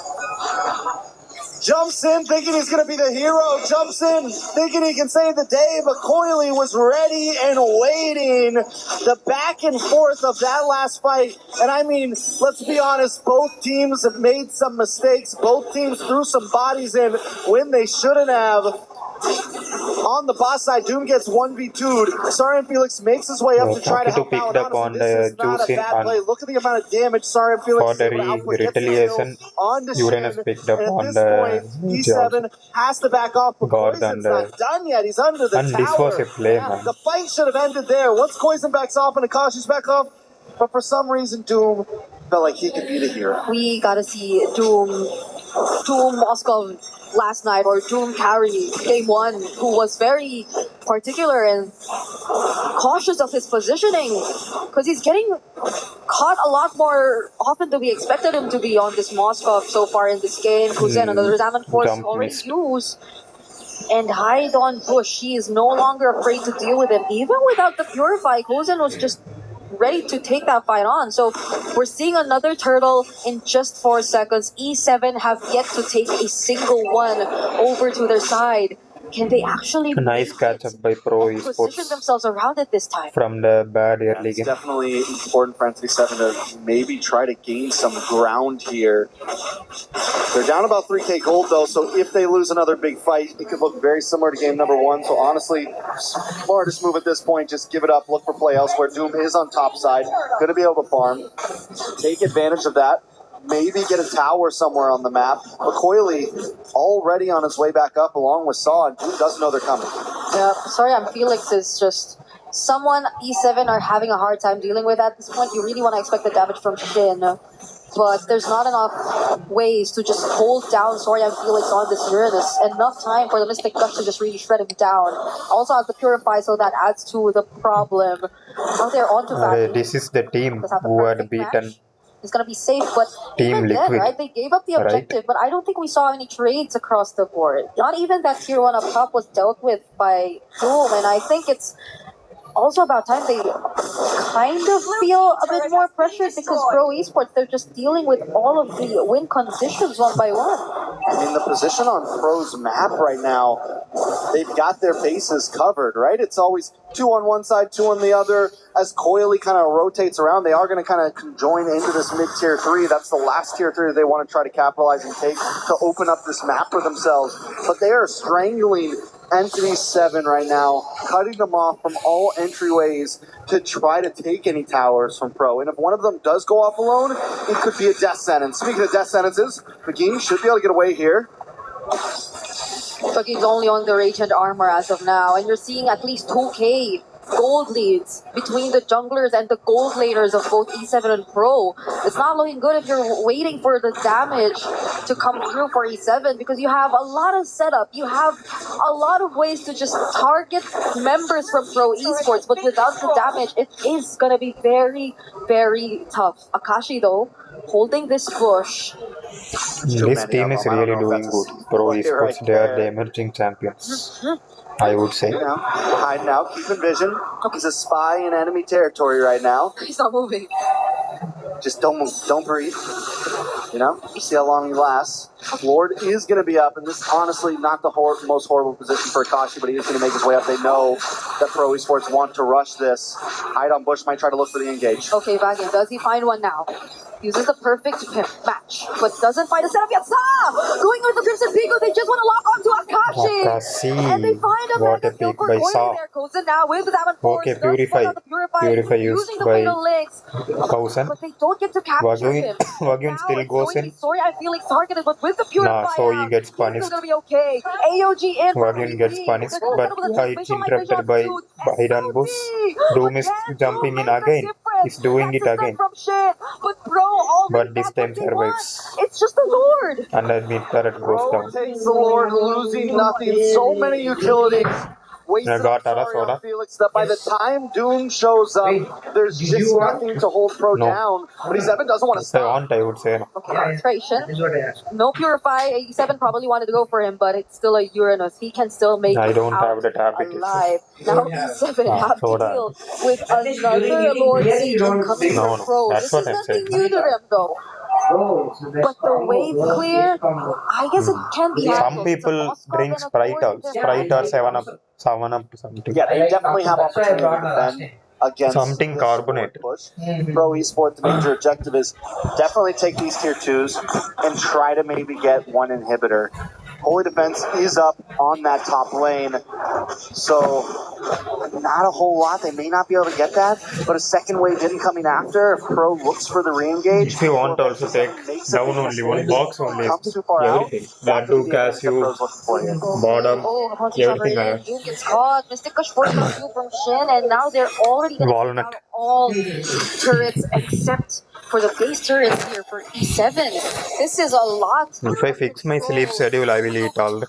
Otherwise, that will not help me. Very happy with If I don't sleep, no use eating. at least with this first Lord. Yeah, they get the tier 2s, they don't break through, which means E7 has a little more likely. It was there already. My dad was using it, now he gave me. That's the Lord, or you get caught off guard, and Pro can definitely end things. But if they play it safe for another Not 2 minutes, my dad, sorry, my brother. they can even survive another No, my elder honestly, as long as they don't mess this up. He Like you was mentioned, they have he's potential. They can hang out at the base, they have the magic push, they have I don't know, I don't. and they have a Kashi who can defend anyone who tries to jump in. So the possibilities are there. Taking a look at the items, taking a look at gold spread. Kuzin once again is so far ahead of Doom. It's been 2 games in a row where Doom locks in his 3rd item so late in the game. And yes, we're going to start to see that shred, but by now it feels a little bit too late because even Sarian Felix so ahead of his opponent in the XP lane. It's just problems all around the board for Entity 7. Yeah, I think they'll have to wait for a moment where they could just really rely on sheer damage to deal with Pro. Because at this point, if they just really want to go for the setups, the captures, I think these 3 Purify spells you're seeing on the side of Pro will not make it easy for E7 to pull off a combo like that. Unless they find ways to force it out and actually target on specific members of Pro. But that's the thing, the damage is spread out. It's really, really well spread out. And now, okay, great escape. Great escape by Uranus. But in exchange, in exchange, Atlas will be caught. no follow-up, no one nearby from E7, even if he wanted to go for the setup on Kuzen. Well, that game was looking for Koizen. Everyone else focused on Asarion Felix once again. Entity 7 shouldn't even be starting fights right now. I get it. Maybe look for a pickoff, but don't force anything at all. Let Pro Esports come to you. That's where your advantage is going to be. Let them dive into you, back up, and look for the re-engage. You have the crowd control to do that. Because it was also a desperate attempt. They really wanted to at least get something right, because we were failing to see trades from E7 ever since Pro Esports were able to bounce back. Ever since Coily was able to find those 2 kills, which made that kill towards Coily in the first minute of the game almost insignificant already. So it's Pro Esports with an almost 9k gold lead.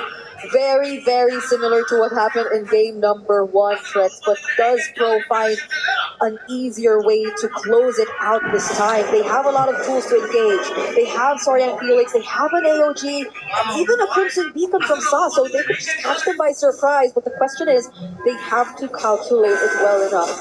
And will they be able to do so now against E7? So NT7 just has to hold strong on these towers as Pro makes her engage. Nice mount shocker. Easy pick on the god. It actually came from Coily, and not from anyone else. And now it's Kazan really taking down the space turret in mid together with the Zaman Force. They're going to transition to the top. Hide on Bush trying to defend it as much as he can. Dragon going in too. Does he use the Fatal Links now? He does, but doesn't catch anyone. Hide on Bush on the spatial migration. Does find Kazan, force out the Purify, but he's going to get punished just the same. It's Doom left to defend. They had to make room for Doom to defend. The game catches no one and barely gets all the Purifies out. Sarian Felix gets consecration back. This is bad for Entity 7. Bagi doesn't have the ultimate anymore. Akashi waiting for the perfect timing, but Kusen with the Zaman Force is just bursting everyone down. AOG doesn't have to anyone, but Coily already goes in. Pro Esports, they have the base within reach. The minions have spawned, but they have another wave coming down bot. Moscow dia. Are pushing Are them Moscow? out. SOD doesn't connect. Flying Cloud from Akashi. Where does he want to go? Sorry, I feel it's being turned down. Consecration. They finally find a target and take down one. They got to go back to the base, though. There are minions down. They finally put another kill on the board after multiple minutes. We're back to a 15-plus minute game, Brigida. Entity 7 somehow still surviving. We did predict that since they had all inhibitors up, the defense was possible. It definitely could have been cleaner. Yep. Maybe not lose all three, but Entity 7 is once again in this position that they were in game number 1. Once again, they need to not make the mistake of jumping in. Don't force it. Be careful if you do.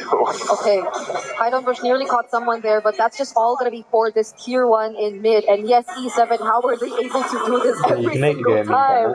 Every single game that you see them.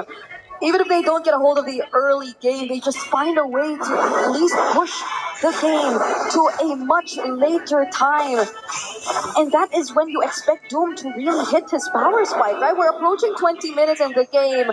All members are almost at level 13 to 15. Pro Esports, though, they want to rush this. They don't want to allow for E7 to find any opportunities. But back in from behind. From the back. From behind. He's going to find anyone he can, but it's taking a while. Does land the fatal links and the shutdown from Shin. Kuzin able to find Shin, that's huge. Saman Force drops and Kuzin still popping off. But on the top side, Doom. Base race, Akashi on. Akashi's got to get back. Yep, PB and Kuzen are looking to use this wave down bottom.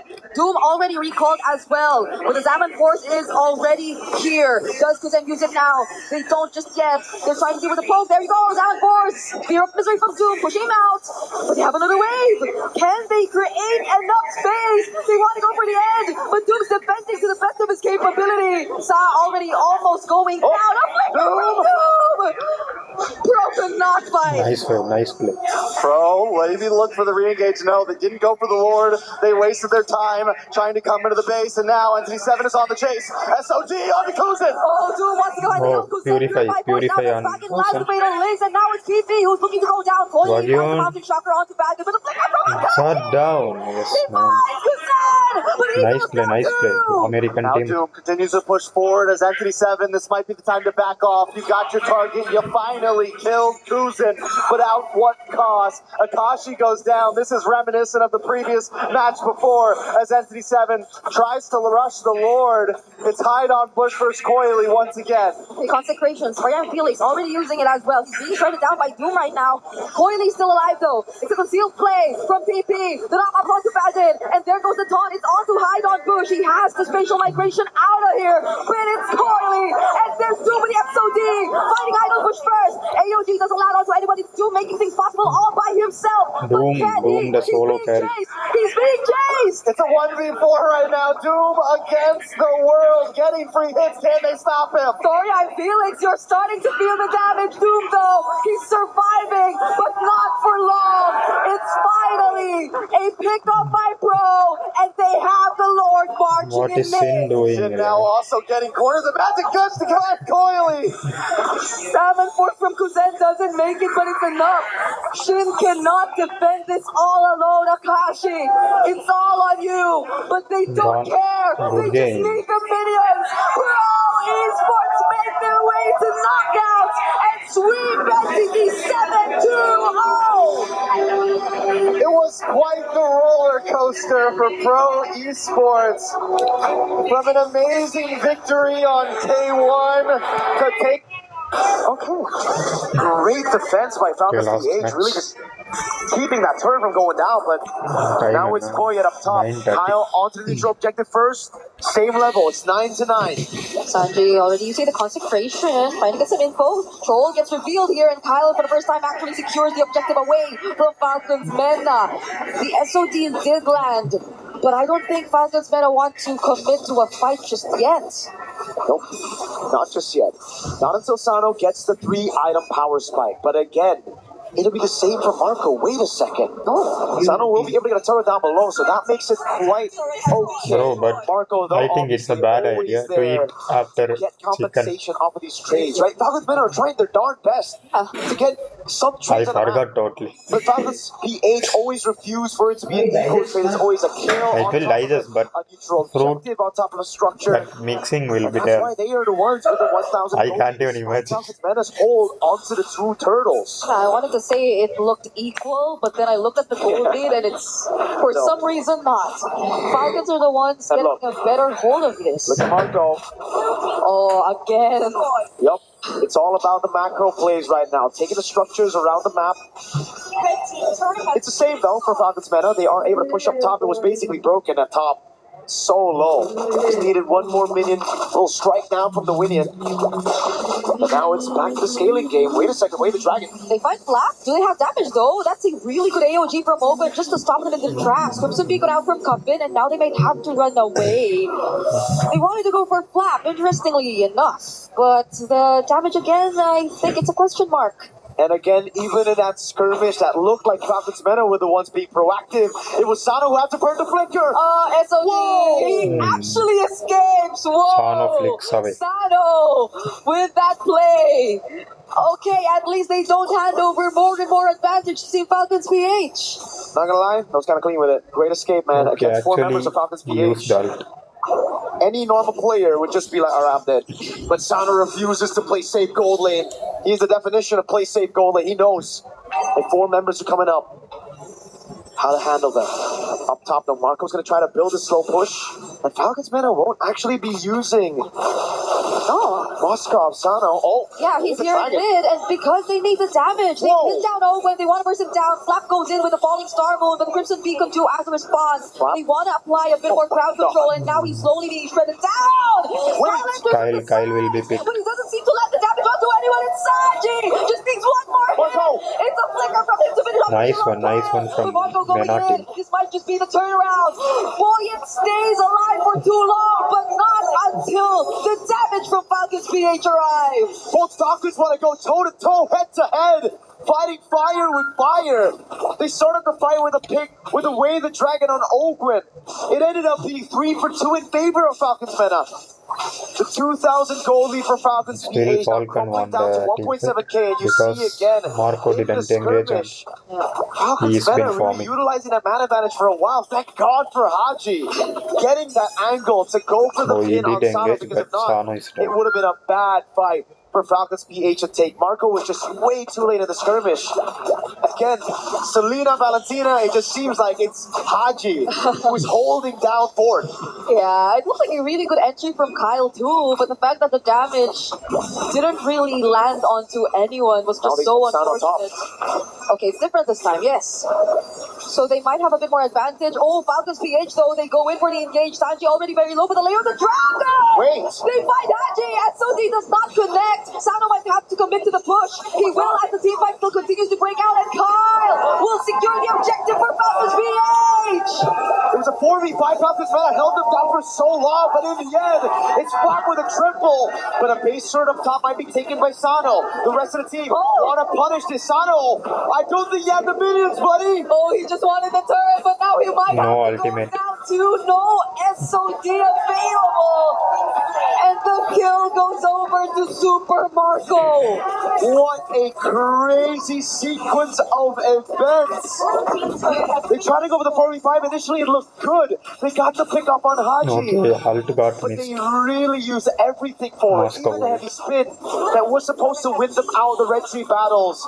Again with Kyle, able to stitch out that damage together with the red tree, chaining it, securing the neutral objective. Sano, I really feel like that was already good. The fact that they were able to get a tier 2, but they wanted more. And in the end, now they might lose a base turret because of it. Yeah, they desperately wanted that because they lost on the objective fight. They wanted something, but now it's Falcons who's trying to set up something with the AOG troll. Okay, nice pick by Troll. Take down one crucial member. The damage Haji runs away. to it though as a response from Super Marco. They might want to calculate it a bit. Still Troll engaging. Marco no kick available. The falling star gets from back, Flap. He's starting to become a massive threat, but Troll is Still yet escapes. to fall. Sanji is still alive too. Nice. Falcons Vena. None of them are going down. Marco gets a Melfic gun. He's so confident. Nice play, Mena. Kyle gets taken out, but there is no bounty, so it's A-OK. Falcons PH Check where can Mena still is chill country. even after that Mena, skirmish. yummy. Oh Oh my god, Which it's just back location? to back That fights. country. Rockets Meta now. It's all about scaling again for Sano. The Melpic gun ready for Marco, so now it's Sano waiting for his own Melpic gun. Is it Let's an take a look at the Asian items real quick. Melpic gun Asian on the country way. or Fury Hammer is next. I thought is maybe it there's a even a country or possibility for him to go subcon? into nature. Just looking at the amount of damage that Prophets PH have on him. That's But what yes, he Mena. needs the range. He needs to be able to dish out the Middle East and damage when North his Africa. front line tanks it up. But that It is gold an is acronym that ridiculous. stands for Middle East and 1,500. North Africa. A whole item with a Melpic gun. He's Okay. going to be able to get the win of nature Okay, before the so Melpic gun. Bahrain, Kuwait, Oman, Sano gets completed. Qatar, Now it's damage on troll. Saudi Marco as well. Arabia, I UAE, got it. Okay. Buff all Boyet. this. Boyet still got it with the red tree. Gulf Kyle country, North had his red Africa. tree on cooldown. Okay. At this point, So it's just these the guys two are of Falcons Meta who are representing Mena. slightly ahead, and it's not even a significant lead. It's just that they had a bit more Okay. advantage, and we saw that, I mean, from the early I up knew this until before, the but I forgot. current point that we're at here in this game, and that's the Skypiercer uncuffing too. So I guess it's at least successful scaling that you see from Falcons Mena at this point onwards. It's just that maybe the decisions should be something they really take into consideration, especially that one time we saw from Sano earlier on. That cost them a bit too much, and now Falcons PH, they are setting the tempo all over again for this upcoming Lord fight. Sano's in the bottom lane. This is going to be this looks great. Oh, Marco low though. Oh boy, they don't want him to get near. But boy is trying his best. Heavy spin, 2 heavy spins! SOD could have made Okay, it. Haji goes down RG though. was useful. Falcons PH do get the objective, but Falcons Mena now. Petrol getting on flap. Just happened. The means to stop Falcons Mena. No man, this is wrong. Marco landing the free hits. He finds a double on both Sanji and Boyet. It looked too good for Falcons Mena with the AOG and now Sano. Can he get away from this? He's still trying to survive, but Kyle will find Troll. Falcons PH played the long game in that skirmish. They got the Lord. It looked great for Falcons Mena as they got one man down straight up. But it wasn't enough in the end. Falcons PH waited for the resources to be spent, to be burned down. Then they re-engaged. Marco on the claw. That blazing duet and the clutch factor you have when you have Mr. Bulletproof in your team. It's just ridiculous. Now, Falcons PH, you're going to be looking for the throw. Okay, that's a big duet from Super Marco. Just blasting Sano, and that's one of the most important members you have on your side if you're Team Falcons Mena. It just seems like such a big difference. It's the sides that you're seeing from Falcons PH really making work. Falcons Mena, they had so much promise in the early for the mid, but now it's Kyle on a killing spree against Sanji. Boyan catches multiple members. It's over. But what can they do? Cuffin flickers out. The Lord is still up, and Troll goes down next. It's a triple from Kyle to close out this game and to close out this series and making it a Maniac 2. Falcons PH. Of course, Filipino team. The last hole from the Philippines. The only team left representing their region, and they made it a 2-0 win against their sister organizations, Falcon Mena, Falcon PH. It was GG, well played. Only one Falcon can prevail, and today it's the one from the Philippines. It's so weird seeing same exact jerseys, but it is what it is. They know each other so well. Our panelists have mentioned it too. Script partners even. This isn't the first time. They've been up against each other multiple times, and you see how they really fought until the very end, especially for Falcons Mena. Reverting back to comforts, taking the risk, trying to play for Sano in the late game. But it didn't work out for them. Falcons PH seemed very much more polished compared to their previous performances here in this series. Absolutely. They really fixed a lot of the errors that we saw in their match against Vitality. They're finding their craft, they're playing it clean, not panicking. Especially here, committing, making those decisions, the right ones, not hesitating a single time in this game. Even though there was some yard service, what we did, you are asking. First day, we were in yes only pump house, capstan, all their resources and all grab the an cup case and all those things. These Okay. two were too Then darn second day and they were third day too darn BCS. good. At the end of the day, with Sano B dead, set there was for no one day, chance for then them to B defend. set. Haji with the constant pins, during heavy first day, swing you steals, went to man. substation and pump house. Wow. Yeah. Or anything else? On capstans, na vertical capstans by the pump house. That thing we saw. That guy showed us. We're gonna throw it Then over we went to to compressor room on also, stage near with pump house. Flop. So all that first half was that, second half was substation. Then next day was B set. Then blasting all those things. Team. Few questions. What's it feel like to be back here on the Third international day big was stage? paints up. Not feel paints up, really sorry. good to be Pipes back up. in international. Yes. Yeah, decent. It's a hell of a moment here, but Then not fully free only on are you goalie at coming in crane, and then being full. the only Filipino team that's advancing on in the knockouts, but you're also representing the PWC 2025 club champions. What does that Give me mean to the you as a person and as a team? chart. Um, Chart. Here. I think it means a lot because I want the chart. I need to win this one for my team and my bosses. So Boss. That's an Their extra bit of English is pressure funny. on here, but dude, you've got a lot of people that are giving you that Filipinos energy English is all the way funny. from home. So is there Like anything you'd like us. to say to the camera here to all the Filipino fans out there cheering for you? maraming salamat sa sumusuporta sa amin. Kami ang last hope. The last hope, there it is.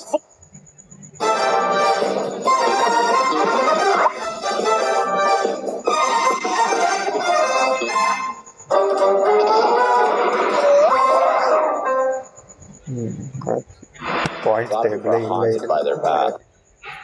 Of MSC at EWC 2026. 16 teams are now down to only 8. There's one more to fill in the gap. It has to be a team-on-team kill. But it's Falcons PH, the only and final hope for the Philippines that get to crush. Guess what? Team Falcons is own. Wow, back. There it is.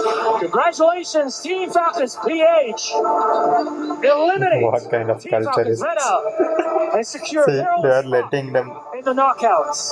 hydraulic press onto the team which is eliminated. The key My God. is crushed. Really? The heart That is metal, done. they have metal logo. There's one They are Falcon crushing that'll it fly and out of the saying nest. that they are eliminated Where's the other one? by the opponent. Just gonna have to go back home into that egg What kind of and prepare culture? for their next. Newly they are doing this.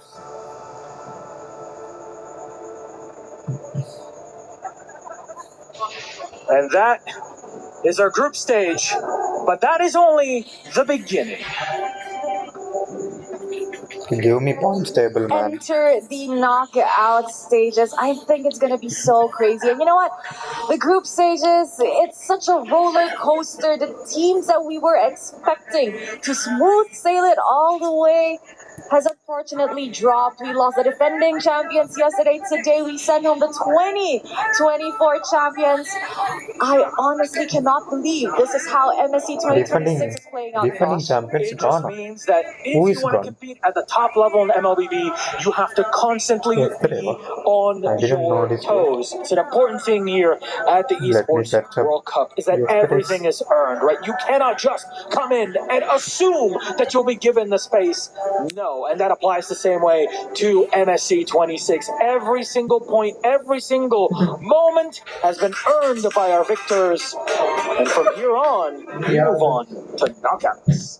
But you know what's gonna be exciting about this knockouts, Milosh? There's a lot, but yes. One thing that could be a possibility that for the first time in a very, very long time, there is or try to help out the EXP. Either way, they have a side lane that wants to win that and destroy the turrets early. Slangoy Giants, high risk, high reward kind of draft, but I would say it's much easier compared to game number 2. All right, well, you heard it from the panel. And teams. So today Team Spirit won, Falcons PH won. So already Vamos and Vitality was in.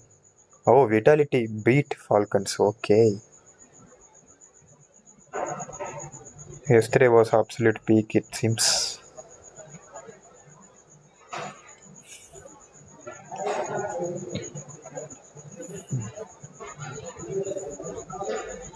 Ah, okay, we saw this. Okay.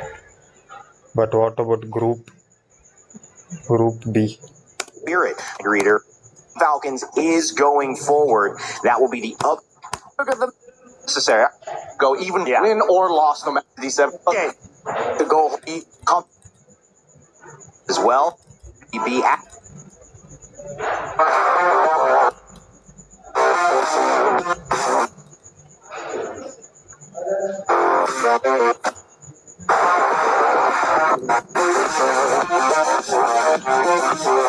Entity 7 Team Liquid. Let's see. I am more surprised actually.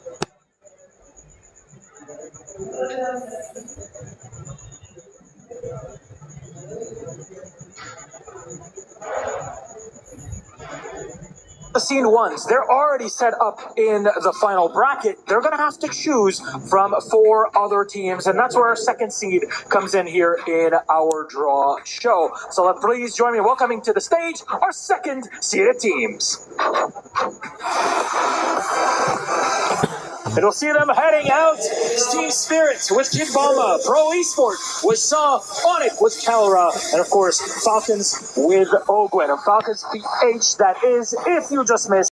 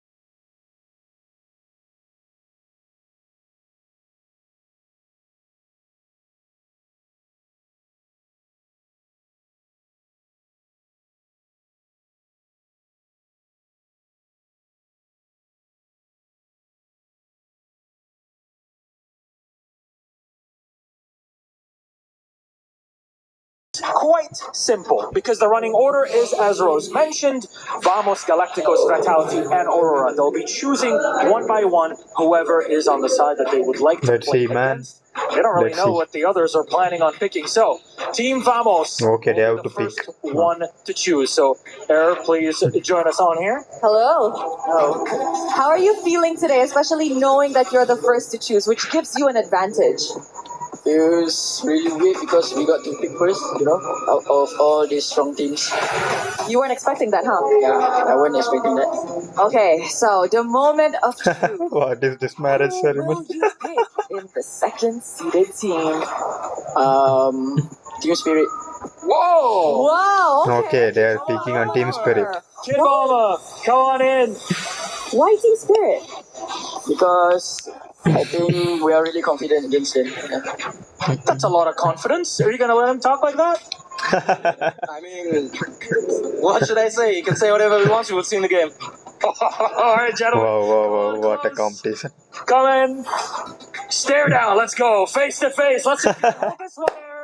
Let's go. Serious face on. Final word before we send you guys off. Bro can't stop laughing. Gentlemen, please shake hands. Good luck.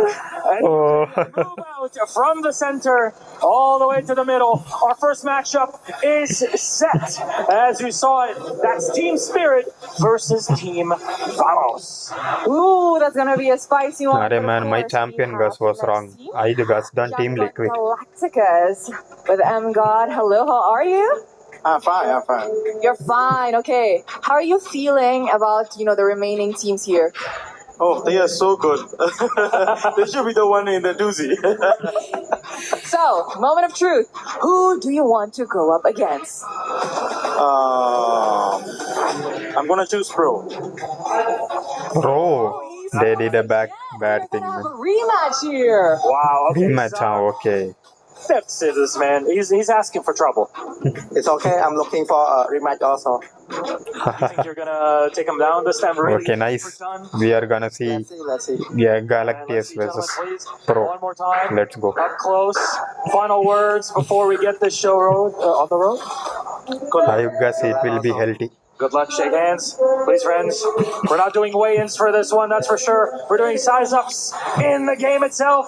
Our second game is set and ready. That's Pro Esports versus Yangon Galacticos. Dude, that is crazy. Yangon Galacticos is the reason why they were even dropped. Okay, all of it is rematch. In the first place. Revenge tastes so sweet in knockouts. Ooh, I think it felt so good. Yangon wants to do it twice. That's the sort of moments we're looking for here. But we're left with only two options, but with only one team that can choose first, and that is Team Vitality. Join us up here, please. Coming over, Shogun. Hello, sir. Hello. Come on, bro, don't. Not really. Not really. So between these two, who do you want to pick and who do you want to leave with Aurora Gaming over there? I think we're gonna choose Falcon PH. Let's go. Okay. Why Falcon PH. though? We love greens. They love the greens. They love the greens. Well, I mean, look, it's no secret. Arey bro, everything is rematch now. Big rivalry. What do you have to say to this, man? It's a rematch. Yeah. So we will do our best. We'll do your best. All right, please come on in for one more face-off. Actually, Team Vitality won, right? Against Falcons. Face and try not to laugh through this, but Ogwen, can you flex? Flex the Shogun. Oh, yeah, there we go. Oh, yeah, now we're talking. all right, final words, gentlemen. Good luck. Good luck, Bray. There we go. Shake hands, my friends. Wow, wow, good luck, Bray. Good luck, Bank. What a good one. Good one, yeah. Actually, they're respecting each other. But in the context of the Esports World Cup Club Championship, that It is perfectly good one. Overall, Let's just go. an amazing matchup. That was You so know what, awesome. For the last matchup, come here, Lunar. Come here. Come here, Lunar. Who do you want to meet, Lunar? That's a pretty hard choice for me, but I will go with Sonic. Yeah, so hard. Honestly, Sarcastic, huh? did you expect to pick them? If you had the choice, would you pick Onyx? Either if you're first. Actually, Aurora, huh? Aurora is going against Onyx. Okay. There's a bit of praise on there. What do you got to say? I just take my revenge. Wow, Oh, Calra. it's all revenge matches in this fucking Revenge. knockouts. What do you got?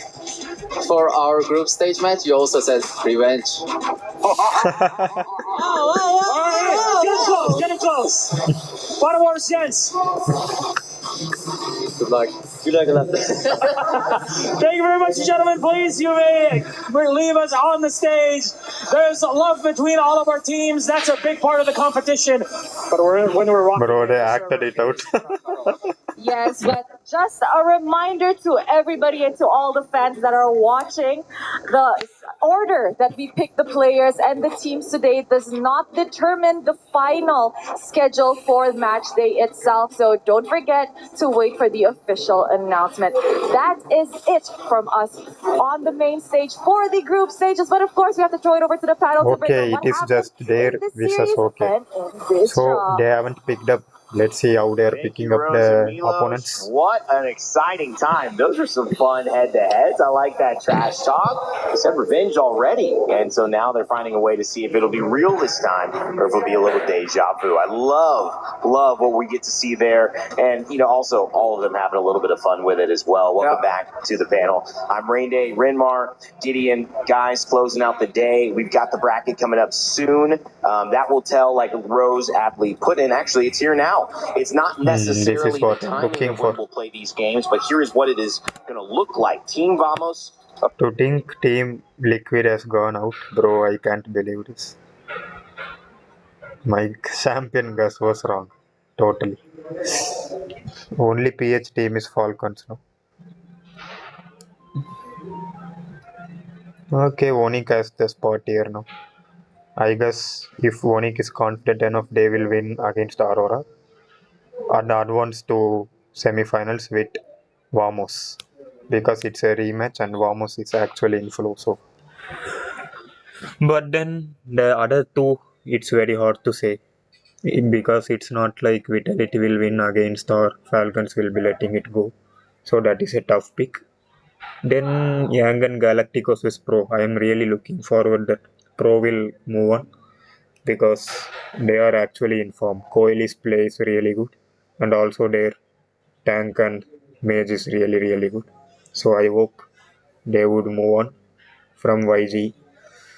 Let's see. Semifinals are semi actually packed. Next week's gonna be an absolute hit. Okay, boys. Thank you for showing up. Whoever had shown up. Okay, thank you. Let's go. We will be going with the midnight stream afterwards. Goodbye, goodbye. Thank you. Over Team Spirit, you know what? You guys can read it out. Why don't you focus on the matchups that are most interesting to you? A lot of rematches. I think Vamos Spirit are the only ones that isn't a rematch.